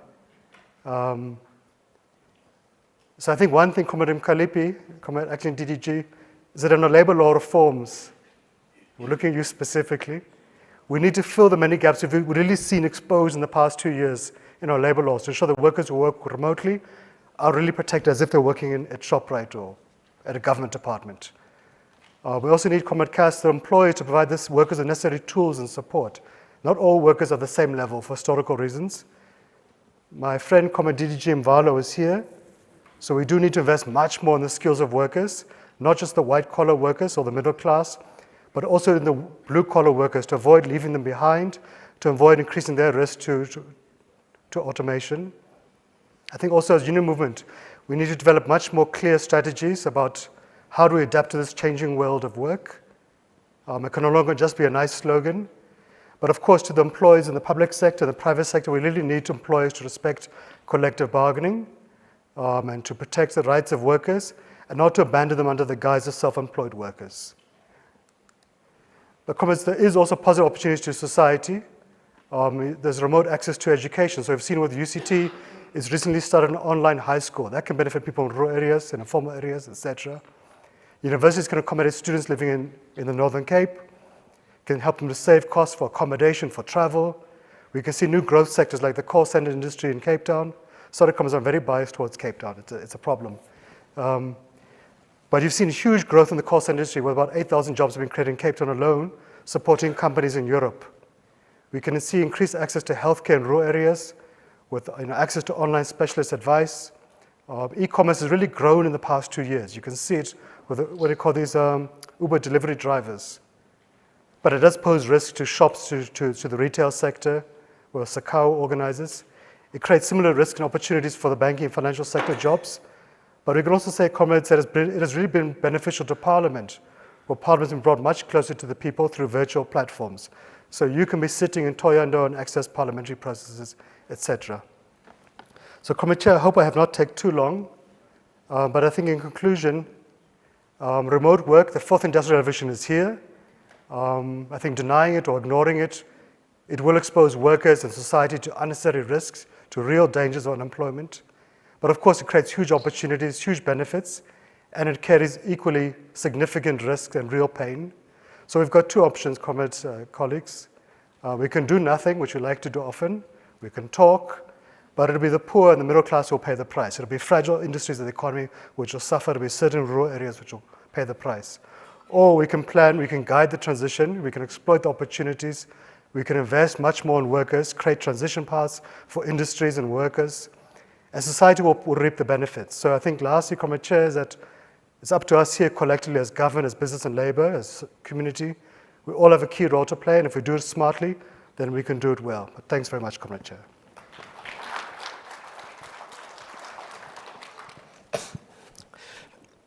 Thank you very much for that. And then next up is Mr. Chibengo. I can tell you, sir, that before COVID, I'd never been to Kruger. And so actually the post-COVID period has helped us actually to travel a little bit. Thank you, but your turn.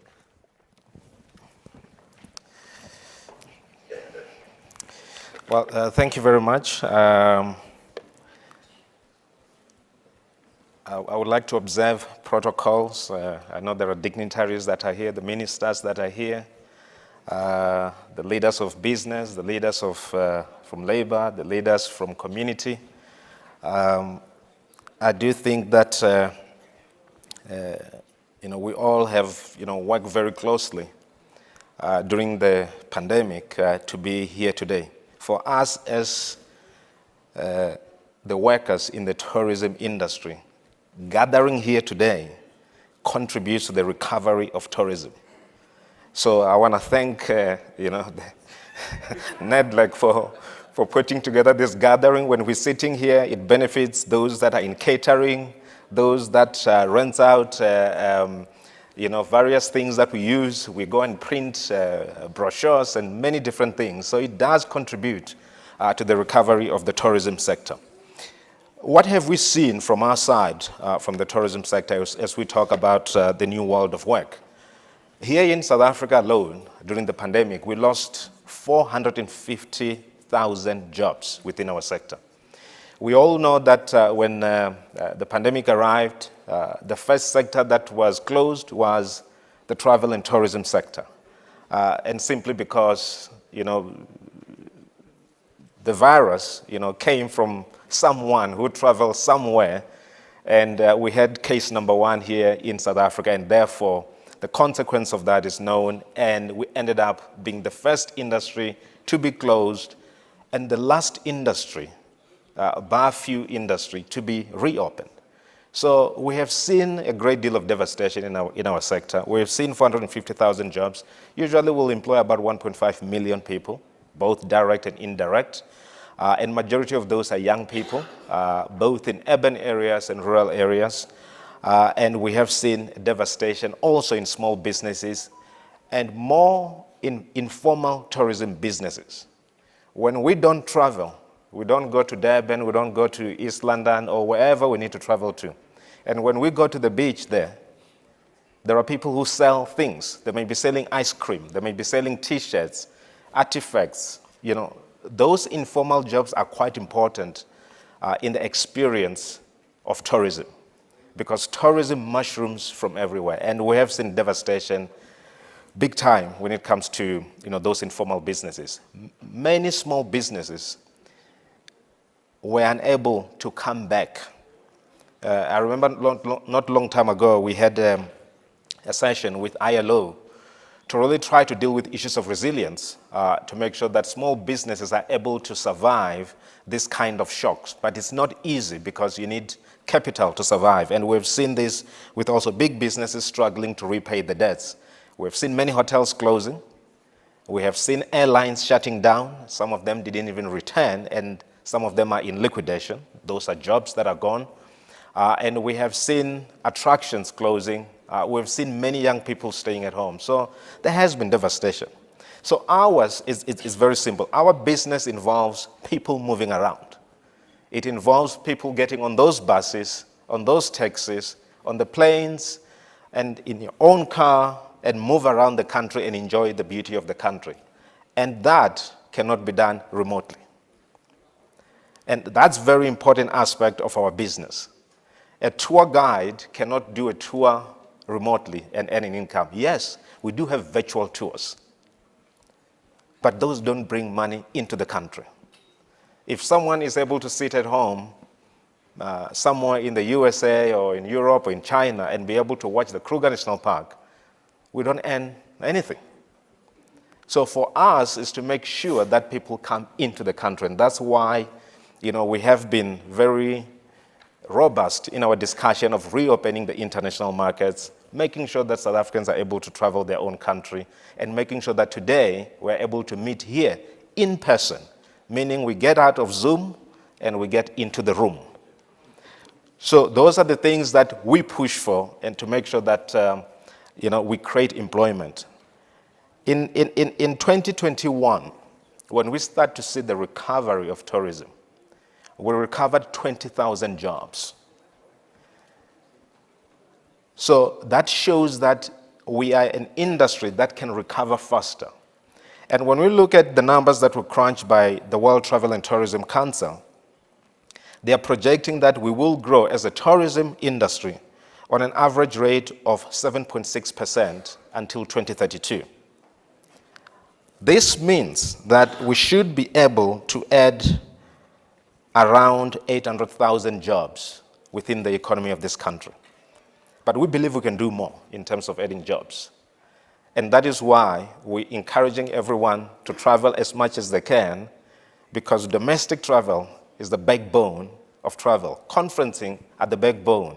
When the sporting teams are able to go to the stadium and spectators are able to go to the stadium, is the backbone of domestic tourism. A lot more people go back to work when we travel. And of course, government consumption of travel is critical. And it amounts to billions and billions, and it's spread across various experiences, from catering to hotels to car rental and so forth and so on. That's very important for us. Now, what is positive that we're seeing? I talk about the 7.6% that we are projected to grow by, going forward, from this, economic, modeling. But what we're seeing on real numbers on the ground is that we're averaging, from the January this year up to now, we're averaging 75% of what we used to do on revenue in 2019. It simply means that we are recovering faster than even what we had projected ourselves in terms of how the tourism is going to recover. But there's still a gap. We still need our airports to be busier than what they are. We still need to make sure that the bottlenecks that we have here at home, from the airline's point of view and the air capacity, are dealt with.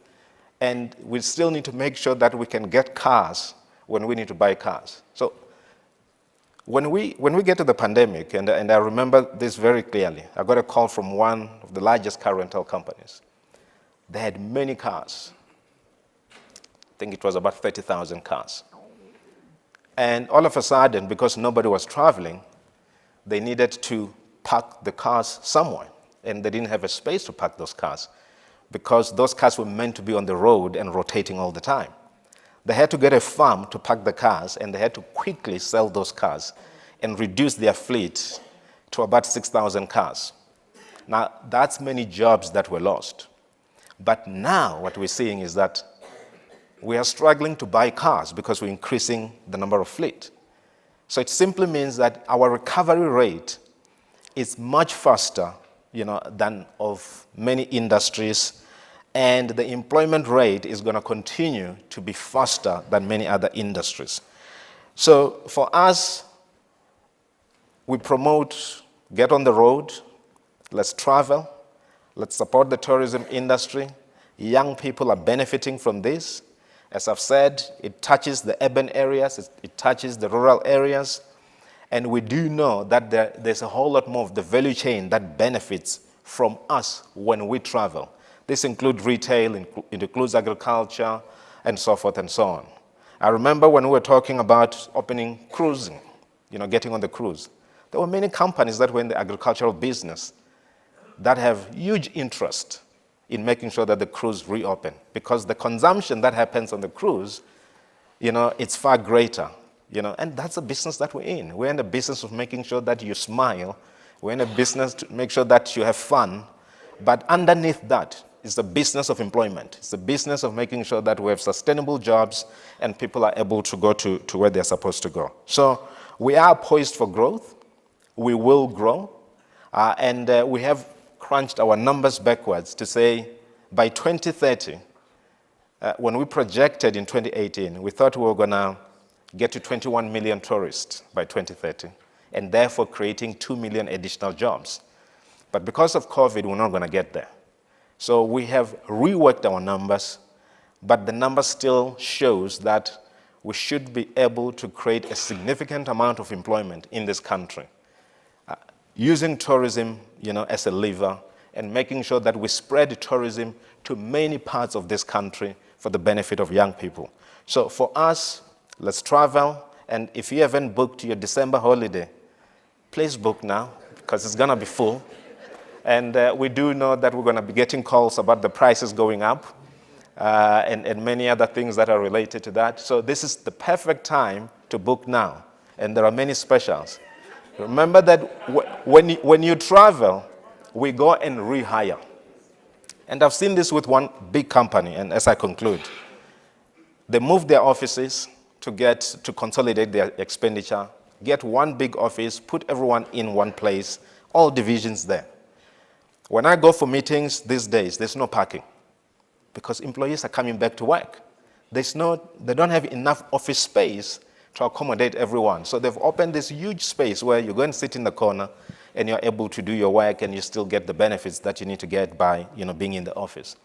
That shows that we are recovering. Buses are back on the road. The drivers are driving. So it's very important when schools are back and there are school trips, the buses are back on the road. When I see 5, 10 buses lined up going to a sports game, that benefits us from the transport point of view, which is also a part of tourism. So very important that we travel, very important that we enjoy our country. And by enjoying your own country, it really contributes to the growth of this industry. And I can tell you now, we are the industry of the future. People are traveling. Americans are coming here by numbers. Europeans are coming. We still have to do more work in China and India because our percentage of what we attract from India and China, 95,000 from each country, tourists coming into this country is too small. Australia attracts 1.3 million alone from China. If we can reach 1 million tourists from China, I can tell you it's jobs on the ground. There will be more hotels, more transport investment, more small businesses coming on board because we need new experiences on the ground for these tourists that are coming in. We have a beautiful country, and there are certain parts of this country or certain areas of this country that are underutilized. I was in Eastern Cape not long ago. Beautiful. We need to do more. We need to bring more tourists in that province, and we need to make sure that the benefits of tourism it's felt by those that are in those particular areas. And we are committed to that as a Tourism Business Council. And we are committed to job creation. And we are committed to making sure that we skill our employees. So we give them skills that will make sure that this country is competitive. Because we always have to remember, when we sell South Africa overseas, we are competing with other countries. So therefore, we also need to fix the policy issues that we have here at home to make sure that people can come here easily and they can be able to enjoy this country and create jobs. Thank you.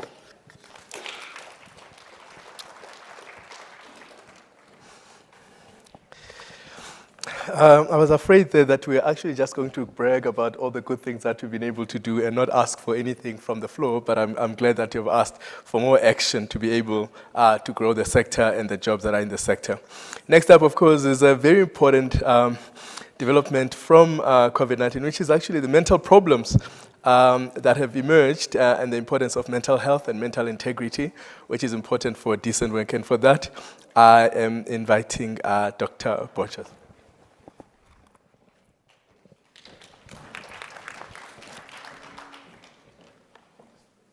It's afternoon. Good afternoon, everyone. I'd also like to start by just acknowledging protocol and acknowledging our ministers, our MECs, and the social partners that are present here today. I also want to say thank you very much to Ms. Lisa Seftel for inviting me here today to talk about this very important topic, but a topic that very often is ignored. And of course, what has happened, though? Okay, that's what I'm going to be covering, but very quickly. So what, of course, has happened is that indeed health and mental health has been catapulted to take center stage as we deliberated on matters post-COVID and also during the hard lockdowns, and of course we're not beyond COVID. So that is quite important. And more interesting is also the intersection between the workplace and health matters, and just how we can use the workplace positively to affect and to manage matters in relation to health, but also mental health specifically, which is the topic for today. But what is the landscape that we're actually dealing with? Now, I know quite a bit of what I'm going to say has been covered, and I'm actually by the previous speakers, and I'm really not going to repeat some of those things. Just a little bit on our legislation. We've got the Mental Health Care Act of 2002. We had a national mental health policy framework and strategic plan, which is now expired. It was 2013 to 2020. I'm not aware that there's a draft on the table. We've got the Code of Good Practice on Persons with Disability. We have our Occupational Health and Safety Act, of course, but as we know that very much that piece of legislation, very often we tended to focus more on the physical health as opposed to mental health, and I think that's part of the problem. One of the other things, of course, and even myself being in the mental health field for many, many years, that we really, really neglected. When COVID started, of course, we were very concerned about people's health, physical health. The stakes were high. You know, people could lose their lives, workers could lose their lives. So as workplaces, and certainly in the workplace that I was, as we started pretty early on to put responses in place. But what did we focus on? We focused on issues of the physical health, first of all, and that was really critical. Later on, we started realizing, but hang on, there's an area here, and I mean, we talk holism, but there's an area that we are not focusing on, and that is certainly mental health. And even if we look at the Ministerial Advisory Committee, it certainly came on board later on as the pandemic evolved. So certainly we saw some of that dynamic presenting itself more broadly and not just in workplaces. Now, again, let's look at what we're seeing. Currently, only 27% of mental health disorders receive treatment. People with mental health disorders, my apologies. Only 50% of hospitals have psychiatrists. I think we know this. 30% of hospitals do not have psychologists. And just very recently, I saw that SA has hit rock bottom on the global list of mental health. Mental health, they call it the mental health quotients, and there's a particular assessment that they do, and we are sitting virtually at the bottom of this particular list. The mental health of our younger generation has plummeted. Only 5% of the health budget goes to mental health. So I think that tells us a very big tale. Mental health has thus not been seen as a significant part of the health sector as far as I'm concerned. And of course, advocates in this area are saying, this is really a violation of human rights, quite frankly. We also know some of the terrible things that have gone on in this country. I think if I say life Esedimeni, everybody knows what I'm talking about. And there have been a number of other incidents. But more broadly, just given the picture I've painted now, it really is being seen as a violation of human rights. People who have had mental health disorders or mental ill health or mental illness before COVID, of course, are doing worse off after COVID. We've also seen our LGBTQI+ community have also more mental health issues as they are already marginalized. And we also know that 40% of South Africans living with HIV have a comorbid mental disorders. So of course, COVID came along and it amplified the mental health gap. And in one study conducted by the Human Sciences Research Council, they were showing us that when they spoke to the cohort that they were researching, that 33% of the cohort reported being depressed, 45% reported being fearful, 29% were talking about loneliness because of the physical distancing, staying at home, and very little social interaction, particularly during the hard lockdowns. We also know that health visits decreased during the hard lockdown and even over this period in the 2 years because, of course, people weren't wanting to go to doctors and hospitals. So health-seeking behavior was quite low. And we saw the same thing, of course, with mental health visits. I think quite well known as well is the statistics in relation to gender-based violence. Again, with hard lockdowns, people being stuck in their houses or their homes or wherever, we did see an increase in those cases. I'm just going to move on from there. So these are some of the contributing factors, and I think some of it has been covered already, certainly from a geopolitical, we've spoken about the economic state, we've spoken about over-indebtedness, we've spoken about the cost of living and finances and all of this, and we've heard quite a lot from our panels in relation to this. But certainly one of the things I believe COVID has done is it's changed the psyche of the world. It's changed the psyche of our nation. We are not the same people we were in 2019, am I right? We are very, very different people as we stand here today. One of the things, of course, is grief and prolonged grief. We've seen, I don't know if there's anybody in the room who's not had a friend, a spouse, a family member, a cousin that has not lost someone, or at least knows of someone that has not lost someone during this pandemic. I mean, I know of colleagues that have lost both their parents during this time, and we are certainly seeing the aftermath of this. There continues to be the fear of contracting COVID or loved ones contracting COVID, and we were seeing obviously quite a lot of that during 2020, 2021. The anxiety, the trauma, the isolation, and then I've already commented on the fact that pre-pandemic, if you were struggling with mental health pre-pandemic, those people are doing worse after the pandemic. Some of the psychosocial risks, of course, stress and burnout. This week I was at a conference, which was a health and wellness conference, and I was hearing some of the shocking statistics actually in relation to burnout and fatigue that I think the statistics was before 1 in 4 in relation to burnout, and now we're looking at something worse than that. I was reading something today as well, 70% of people are reporting that at some stage in their work life, they have experienced a burnout.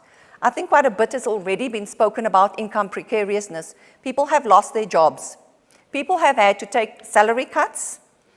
People have our high unemployment rate, and as I said, I'm not really going to repeat all of that because the panel members have commented on that.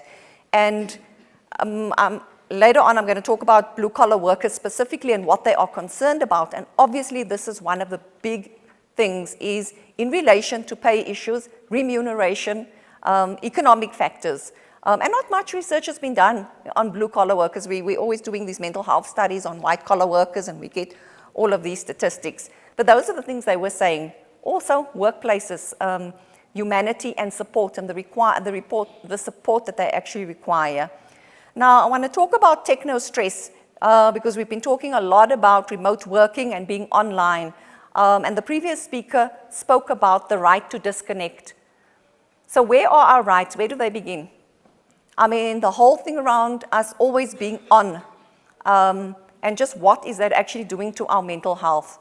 The ability to never actually disconnect. And we've seen globally this movement speaking about the right to disconnect, and obviously some countries actually legislating around this, and where are we as a country?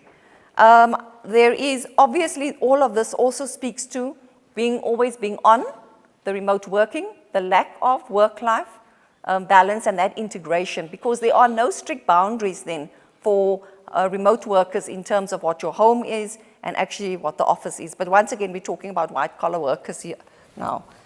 I've spoken about economic stress. Now, of course, just the daily living in our country, colleagues, the violence, service delivery protests, just the unhappiness that seems to prevail in our society at the moment really isn't very good for our mental health as citizens of this country. Now, I want to talk about leadership and workplaces and leadership. One of the things that I certainly saw was a change during 2020-21. We certainly saw some changes in relation to leadership. And this was really important because leaders suddenly had to assume different roles. There had to be a more compassionate type of leadership because now you were dealing, as I said, the stakes were high.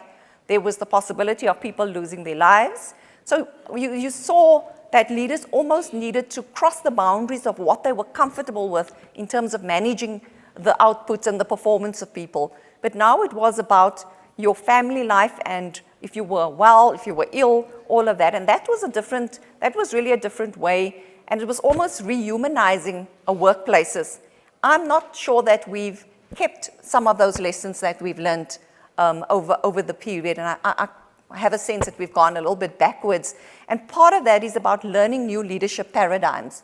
You know, we've learned what we've learned and we've gotten along all these years, but is that good enough as leaders? That's the leadership paradigm that we are going to be comfortable with, that it's merely managing the performance. So I think the whole thing around leadership is really a critical area that we need to focus on. How do you manage teams? How do you manage teams remotely? How do you manage team cohesion? Because now teams can become quite disconnected from each other, team members. And so that's also a leadership paradigm, and we're going to have to talk about those things. Sorry, I'm knocking something. The other thing which I've, of course, done a lot of work around is the area of workplace bullying, victimization, and harassment. I think, Lisa, you commented on the new code of good practice on the elimination of harassment and discrimination this morning. And, of course, we started seeing a lot more of that because now there was a new way to victimize and bully. You could do that because now, you know, the online working remotely, you could also, there's the anonymity that those platforms sometimes present to people. And so we started seeing new shapes and new guises of this concept of workplace bullying. Safety protocols has already been discussed in terms of how we're going to ensure people's safety at home, because homes were never set up for people working at home. I'm coming back to some of these issues. Okay, so in the world of work, there were some good things that happened. Program director, I'm going to rush through the rest. Overall well-being and wellness programs certainly took care of some of the matters. But obviously that was only effective if they could pivot quite quickly towards remote working, and also what do our blue-collar workers, because we will accept that our blue-collar workers worked throughout hard lockdown on the shop floor, and they kept the economy going, and what were we really doing for them? And unfortunately, it also produced a little bit of a dynamic of us and them, because office workers could certainly work remotely, but you know, if you were on a shop floor, you couldn't really do that. So some of those dynamics also caused some of the conflicts, I believe, within workplaces. Some of the campaigns that I want to talk about, and the reason I want to talk about some of these campaigns, they were critical, and this is just an example from my workplace, Be Positive and It's in Your Hands. Now, why these were important campaigns is because we were able to start engaging not just with the workers, because it would be important to engage with the workers, but some of the behavior changes needed to happen in their families and needed to happen in the communities they came from. Otherwise, the safety protocols really weren't going to really hold all that well. And so we started doing more work with families and with communities from which our workers came. And those were really, really important. But as we know, behavior change is also very difficult. So that would be the other dynamic. Providing support, education, and awareness, I've already said that. We certainly started providing more platforms for services to be accessed, our counseling services, our debriefing services, and so on. We started looking at policies in terms of returning to work and how this would actually be done. I've spoken about leadership.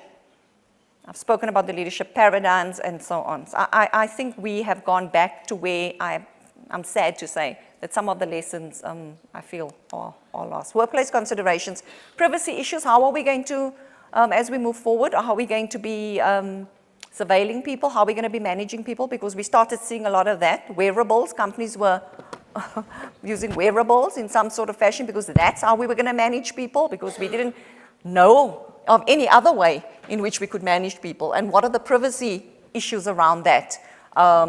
The right to disconnect, I've spoken about that. Low-skilled workers who do not have access to tools to connect, how are we going to do that? The regulation of work-life integration. And then, of course, the 4-day working week, global movement.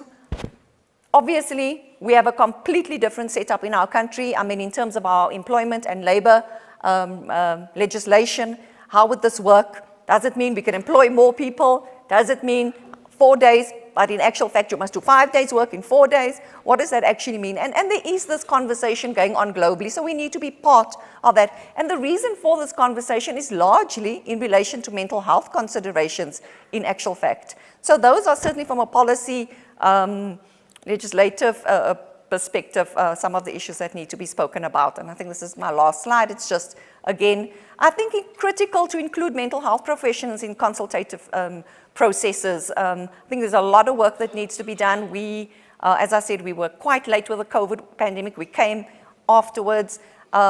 Something I also saw in the workplace that I'm in is the compassion fatigue on the team that was driving the COVID response. And again, we cottoned onto that pretty late when it was like later in the year, but half of the people are off. It's because they are burnt out. And also leadership. Leadership this was difficult for them. And they were seeing people and their teams being impacted by losing loved ones. And so we saw that psychological impact on them also towards the latter part of what we were dealing with. I just want to pick up on the points that I haven't picked up on yet. Yeah, how do we provide workspaces that are psychologically safe? And I mean, this concept of psychological safety is quite a critical one also now in relation to being able to speak your truth, but also the issues around bullying, victimization, and all of that.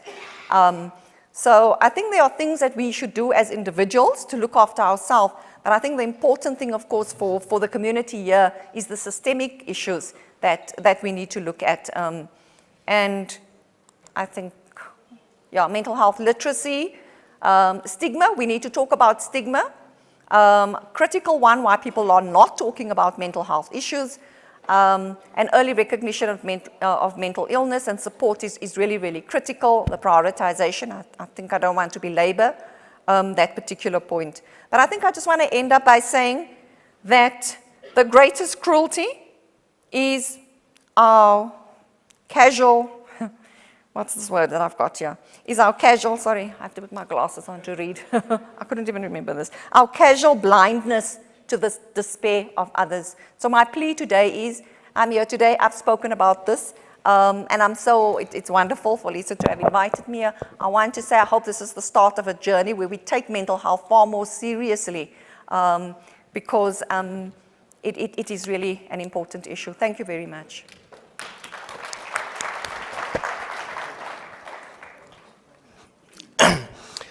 Thank you very much, Doc. You did mention there I saw on that column of things that are good that you could actually work from bed, which I think was quite good. But certainly,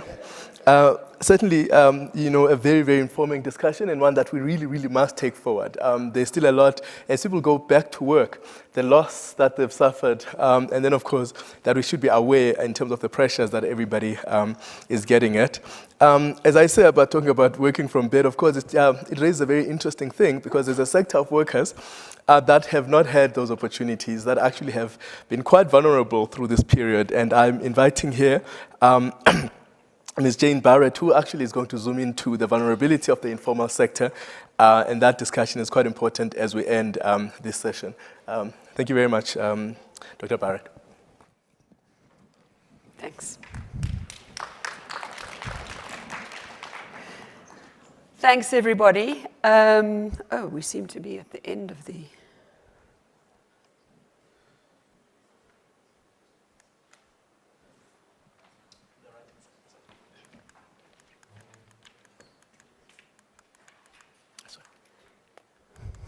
This was right at the end. Okay, thanks, everybody. I'm not going to spend any time giving thanks. Please take it as read. I know everybody's getting... hungry for lunch, so let me proceed.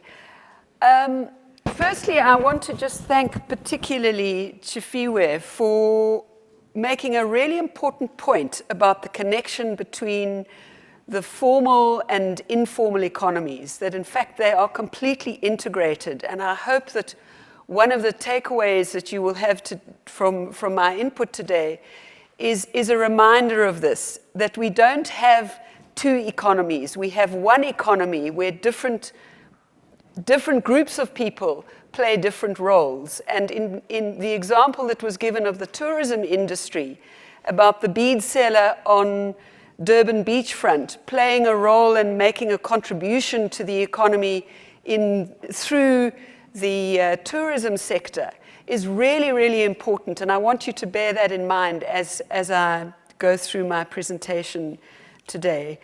I'm going to talk a little bit make some points about definitions.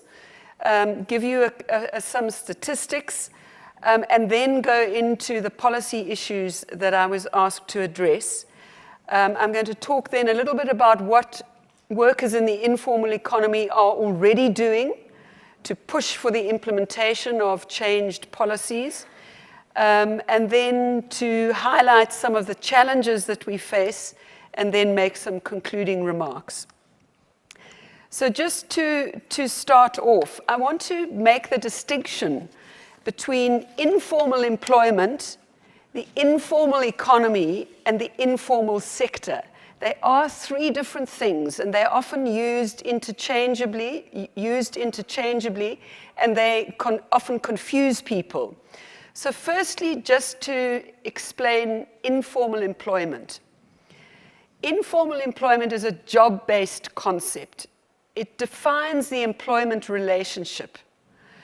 And so it includes people who are both own account workers, who are self-employed, and it includes workers who are in the formal economy, but the formal sector, but who are performing work, but not provided with the protections that are usually afforded to workers who are doing formal jobs. So for example, not having UIF extended to them, not being covered by COIDA, not having medical aid, and so forth. Those workers are included in the definition of informal employment, whether they're in the informal sector or whether they're in the formal sector. Then we have the concept of the informal economy, which is a slightly broader concept. And it's one which we in WeGo particularly like to use because it's included and it's referenced in ILO recommendation 204, which deals with the transition from the informal to the formal economy. And this concept includes both the activities of workers who are self-employed as well as informally employed in the formal sector, but it also includes the economic units, the small enterprises.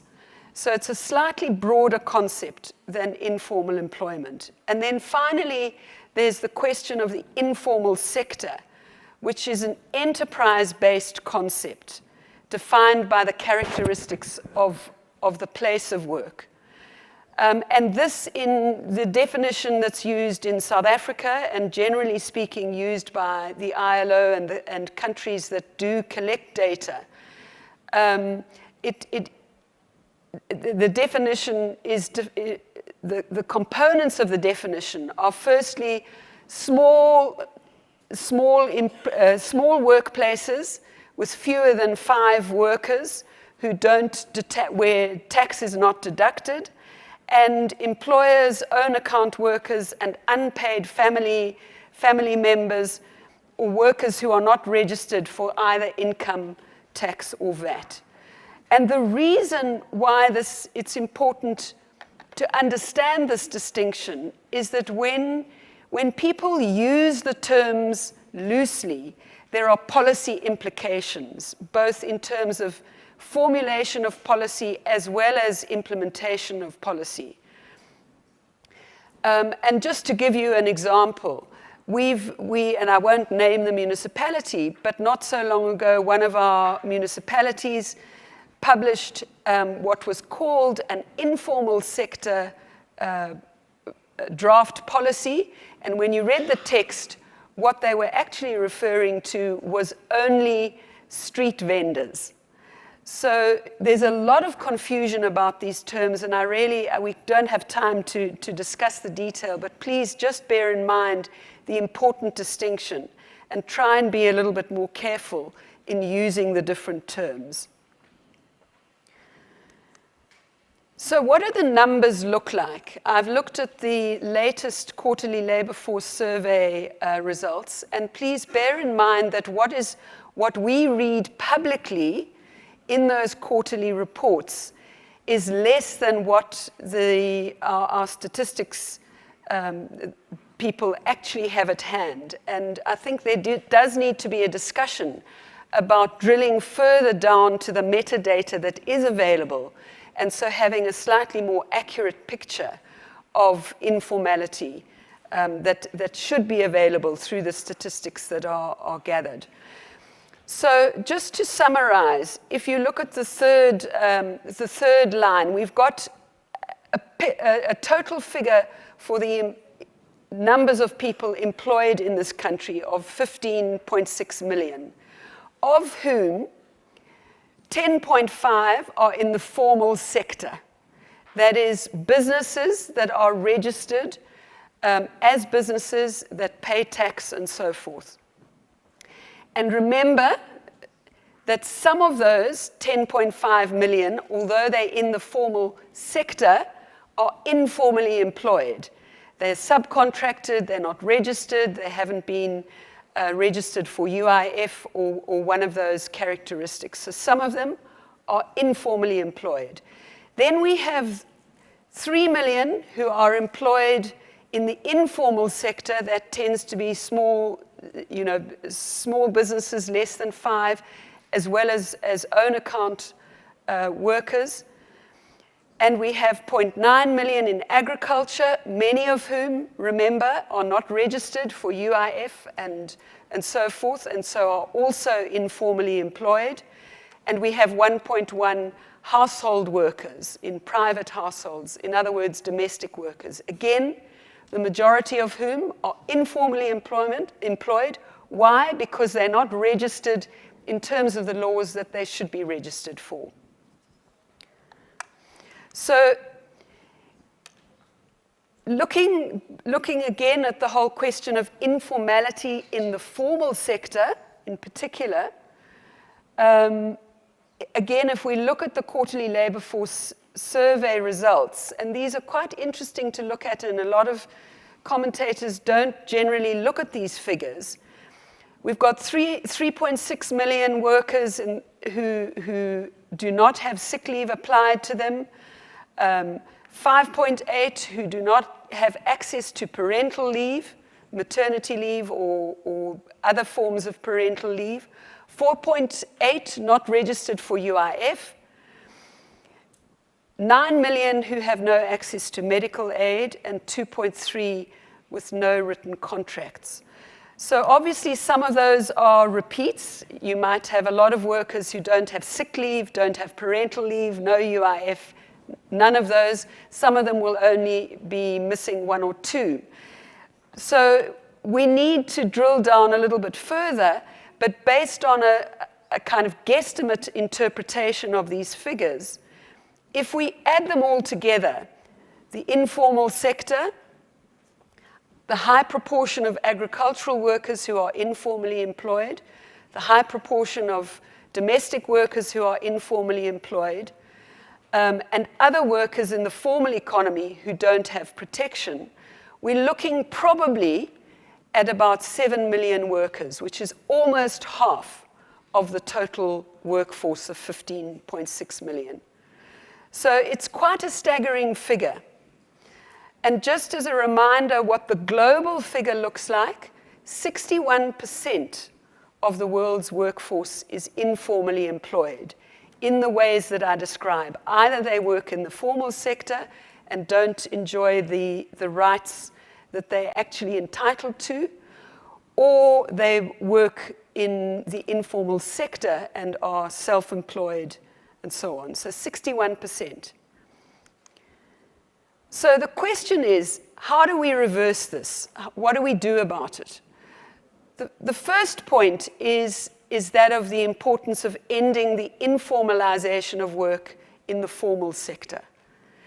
And I know that the Labour Market Chamber of Nedlac spends a lot of time dealing with questions about the inspectorate, the question of enforcement, questions of the Labour Relations Act and the Basic Conditions of Employment Act, how to tighten up the regulation of work in the formal sector where there is an employee-employer relationship.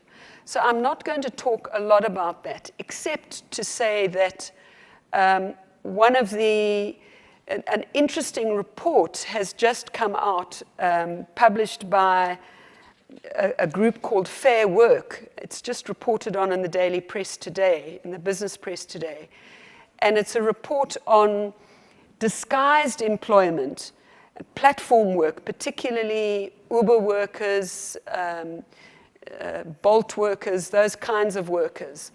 And it's an interesting report because it gives a similar picture to what is offered by some of our own statistics about the lack of extension of rights to this particular category of workers.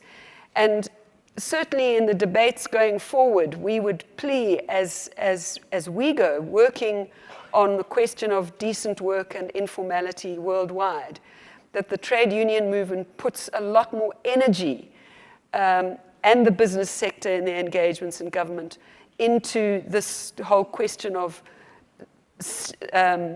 resisting the informalization of formal work in the formal sector. But what I want to concentrate on is the question of own account work, self-employment, because that's the area of discussion that has been neglected widely globally, but we would argue also even within the House of Nedlac. So what are the policy and action points that need to be addressed in this regard? Firstly, the encouragement of collective organizing, and I'll go on to talk about that a bit more just now. But importantly, the recognition of representative organizations, including for collective negotiation purposes.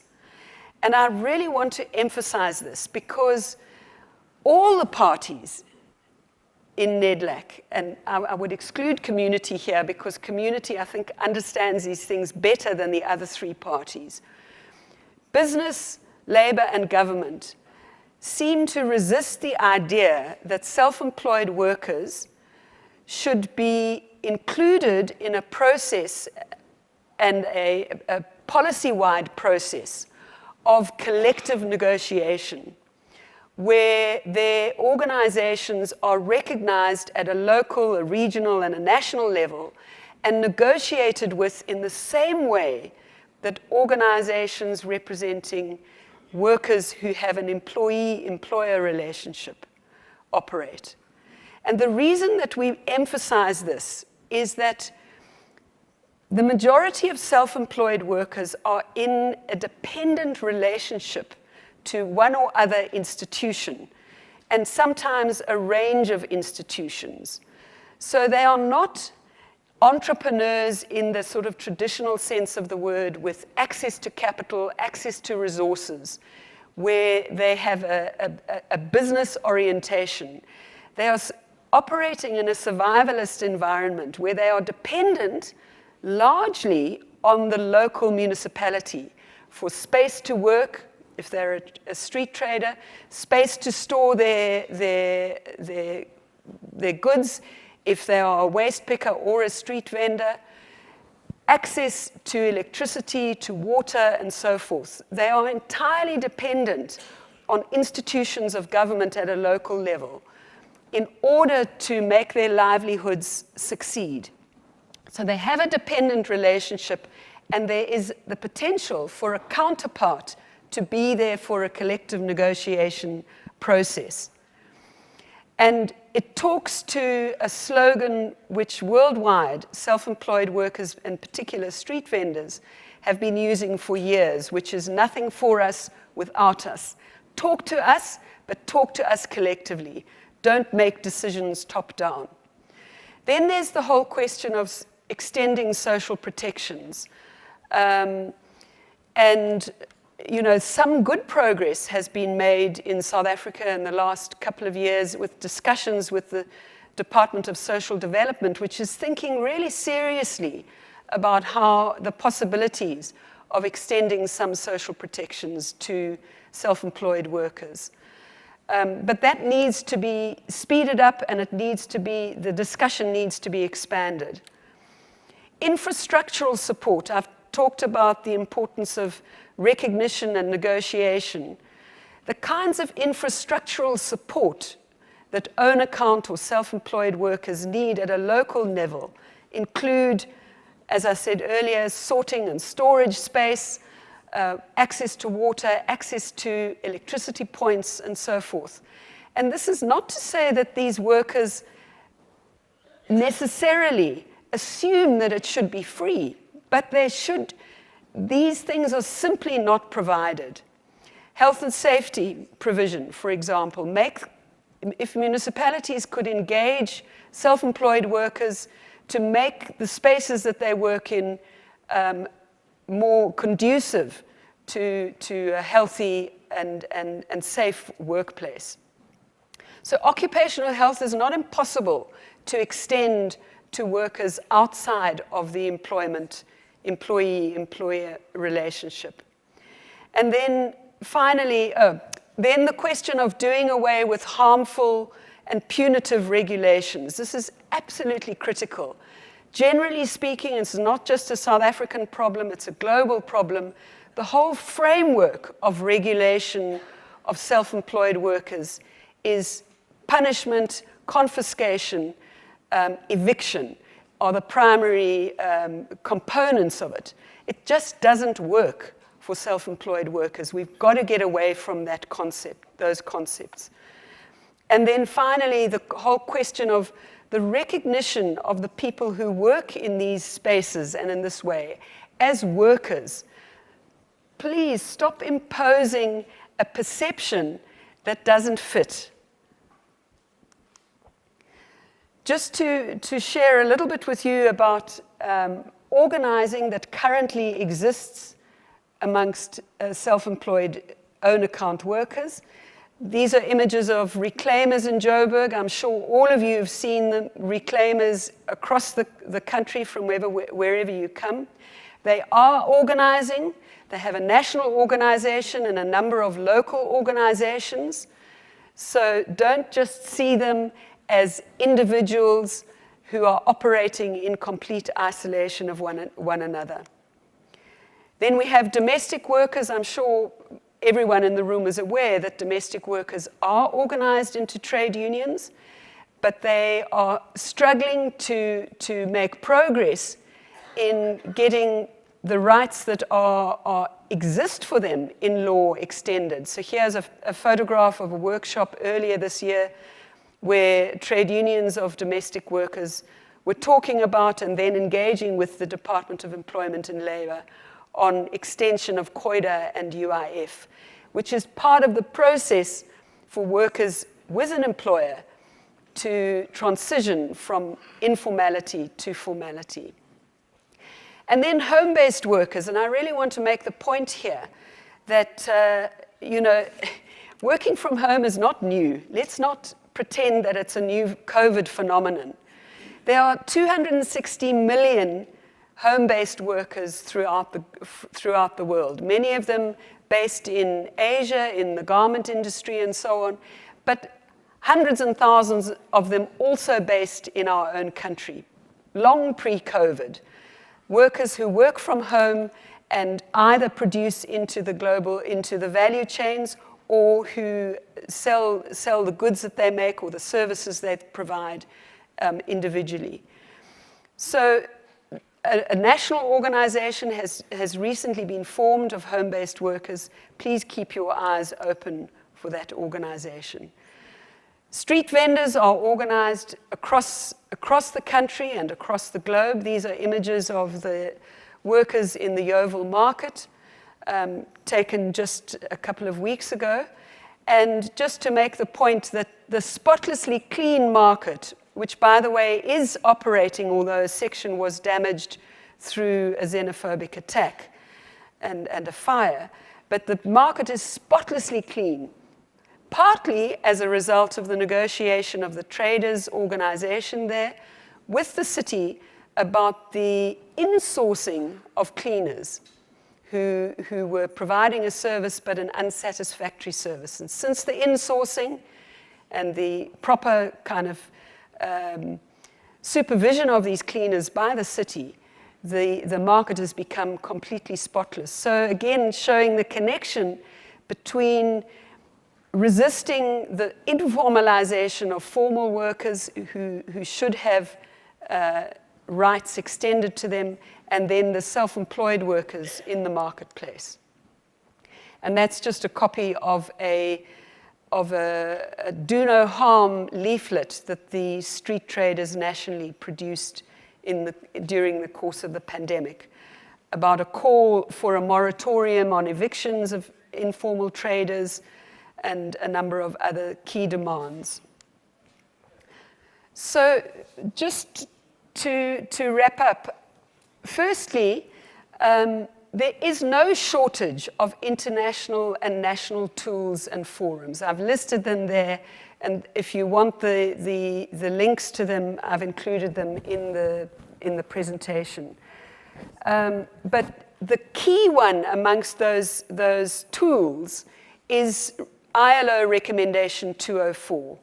And again, a plea to all the parties to put ILO Recommendation 204 back at the center of any engagements around informality.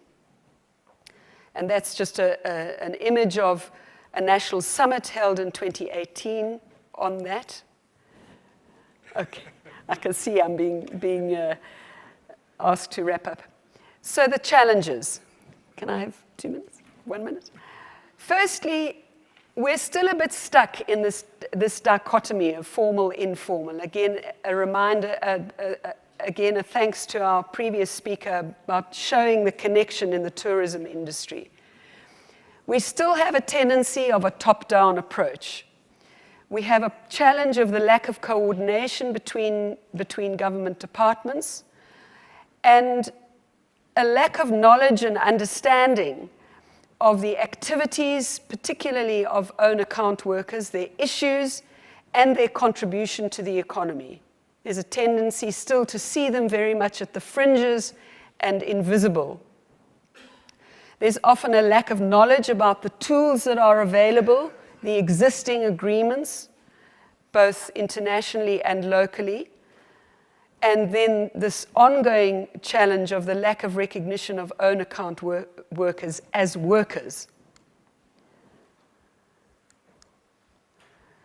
So I'm not going to repeat my key takeaways. I think I've pronounced on those enough. But just again to,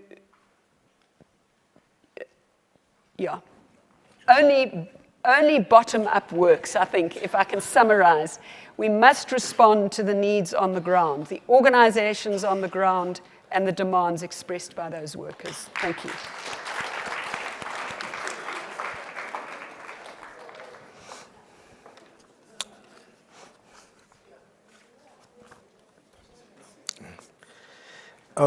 I promise, Ms. Barrett, this was very, very informing and very important. I regret that I had to push you out, to run completely out of time. And I think our audience, the participants, have really, really been quite strong in sitting quietly and listening. And because I know that you've listened and heard everything, I'm not going to try and repeat it, except to say that I think Ms. Seftel will share some of these documents so that everybody is able to access them and interact with them. But I think it's important in terms of what we received. I thought one of the important things was the distinction really in terms of informal work, informal workers. And one of the things I always think about in that distinction are, people who sell airtime. So you can actually buy airtime from somebody who is not working for Vodacom, but actually Vodacom, for example, or MTN, are in the formal sector, but the people that actually interact with them and work with them are not there. And I think, it's interesting because these things about the gig economy are all coming up. And I do not want to be the one in front of you and lunch, because I'm sure you must be quite hungry. I will just say thank you very much for the opportunity and for being so attentive. And then I'm going to invite to the stage the DG Lamati, to give us the final take home. I'm going to ask my panel to please sit for the rest of this.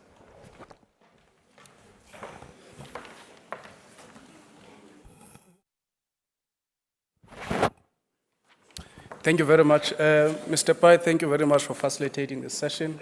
And to the panelists for their insightful presentation, thank you very much. Much appreciated. Thank you.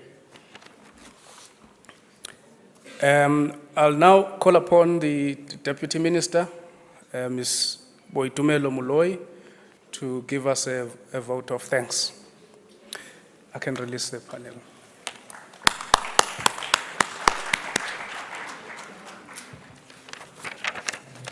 We'll call them. Yeah, we can release. Yeah, we'll call you. Maybe you should remain here. Okay. Yeah, so that you don't have to come back. There's no discussion. No. Oh, okay.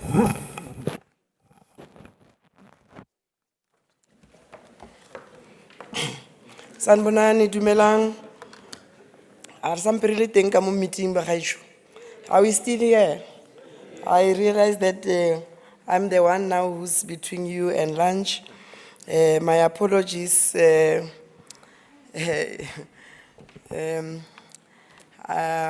Mr. Program Director, our DG, Ndate Tobile Lamati.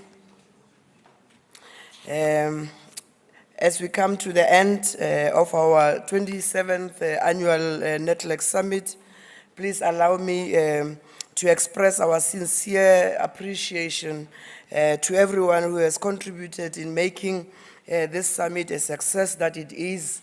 Ladies and gentlemen, thank you so much. And I must start from the beginning by acknowledging and thanking our Minister of the Department of Employment and Labor, Minister Tembelani Tulas Ngwesi. We appreciate your warm welcome and clearly setting the tone for this summit in your opening remarks.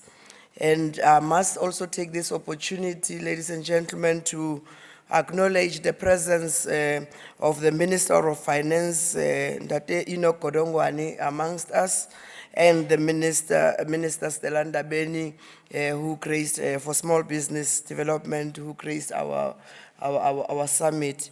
And I also saw amongst us, we've got MEC Mvoko, my former colleague. We used to be mayors together of districts. We used to be in Salga together, and it's nice to see you again, once again, MEC Mvoko. We thank you. Allow me, Program Director, to thank you. You know, sometimes we don't, the Program Director can't thank himself most of the time, and we sometimes forget about them. Mr. Tobile Lamati, I normally like to praise him. I don't know whether Ubuya Ebkosini, because I was told only those who from the royalty that wena ungafanelanga ukufa uzawubhujelwa ndim, something like that. And kwathiwa hayi uyenza loo nto because akabuye ebukhosini.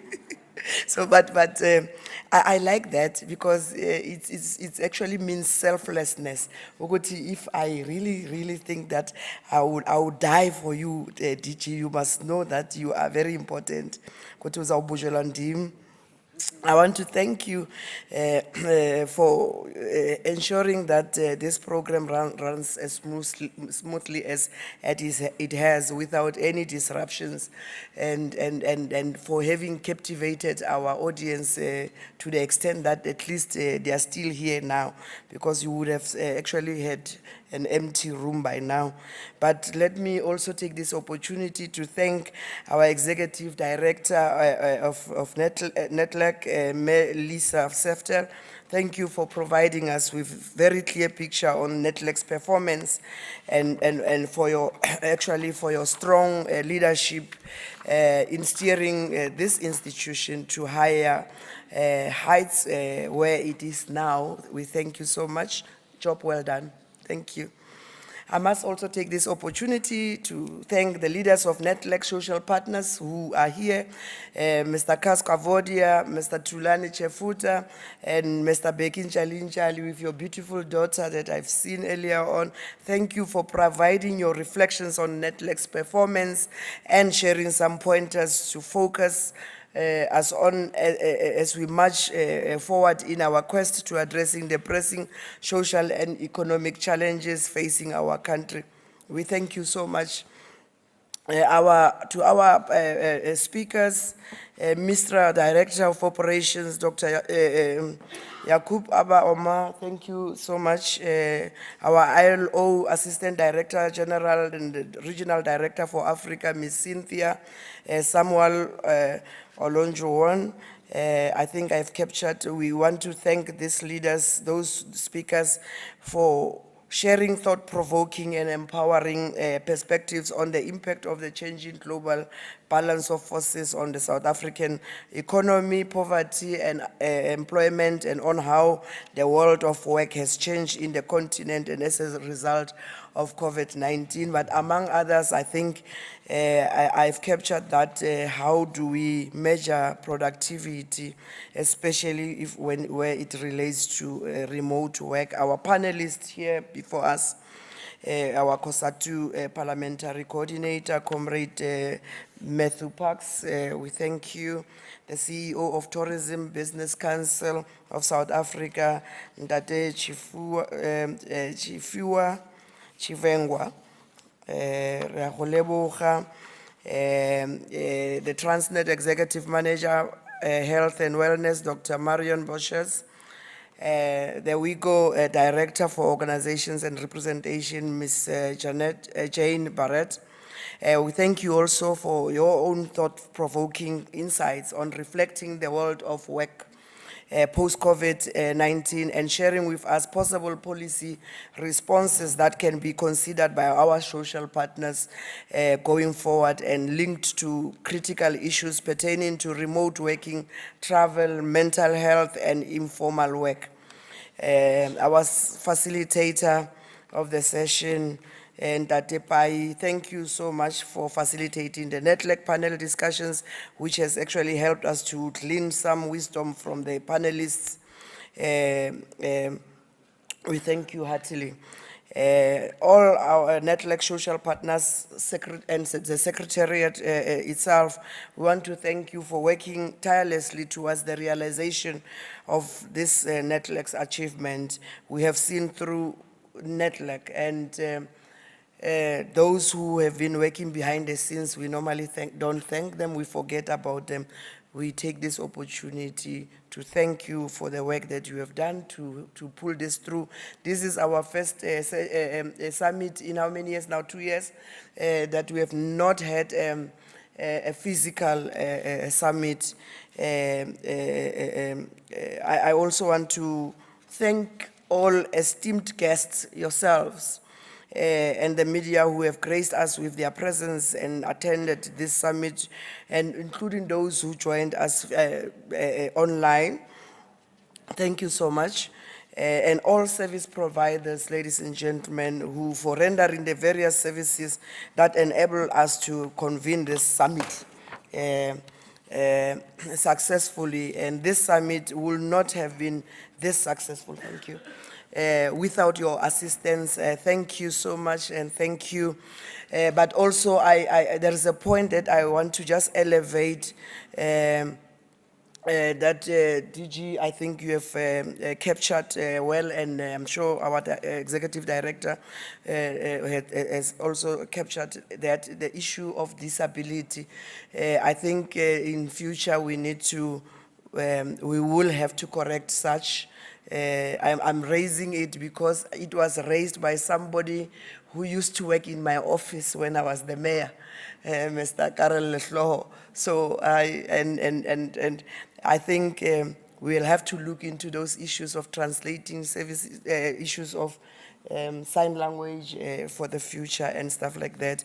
So I think you need to give yourself a resounding round of applause for being such a good audience, ladies and gentlemen, yourself. And thank you so much. Thank you.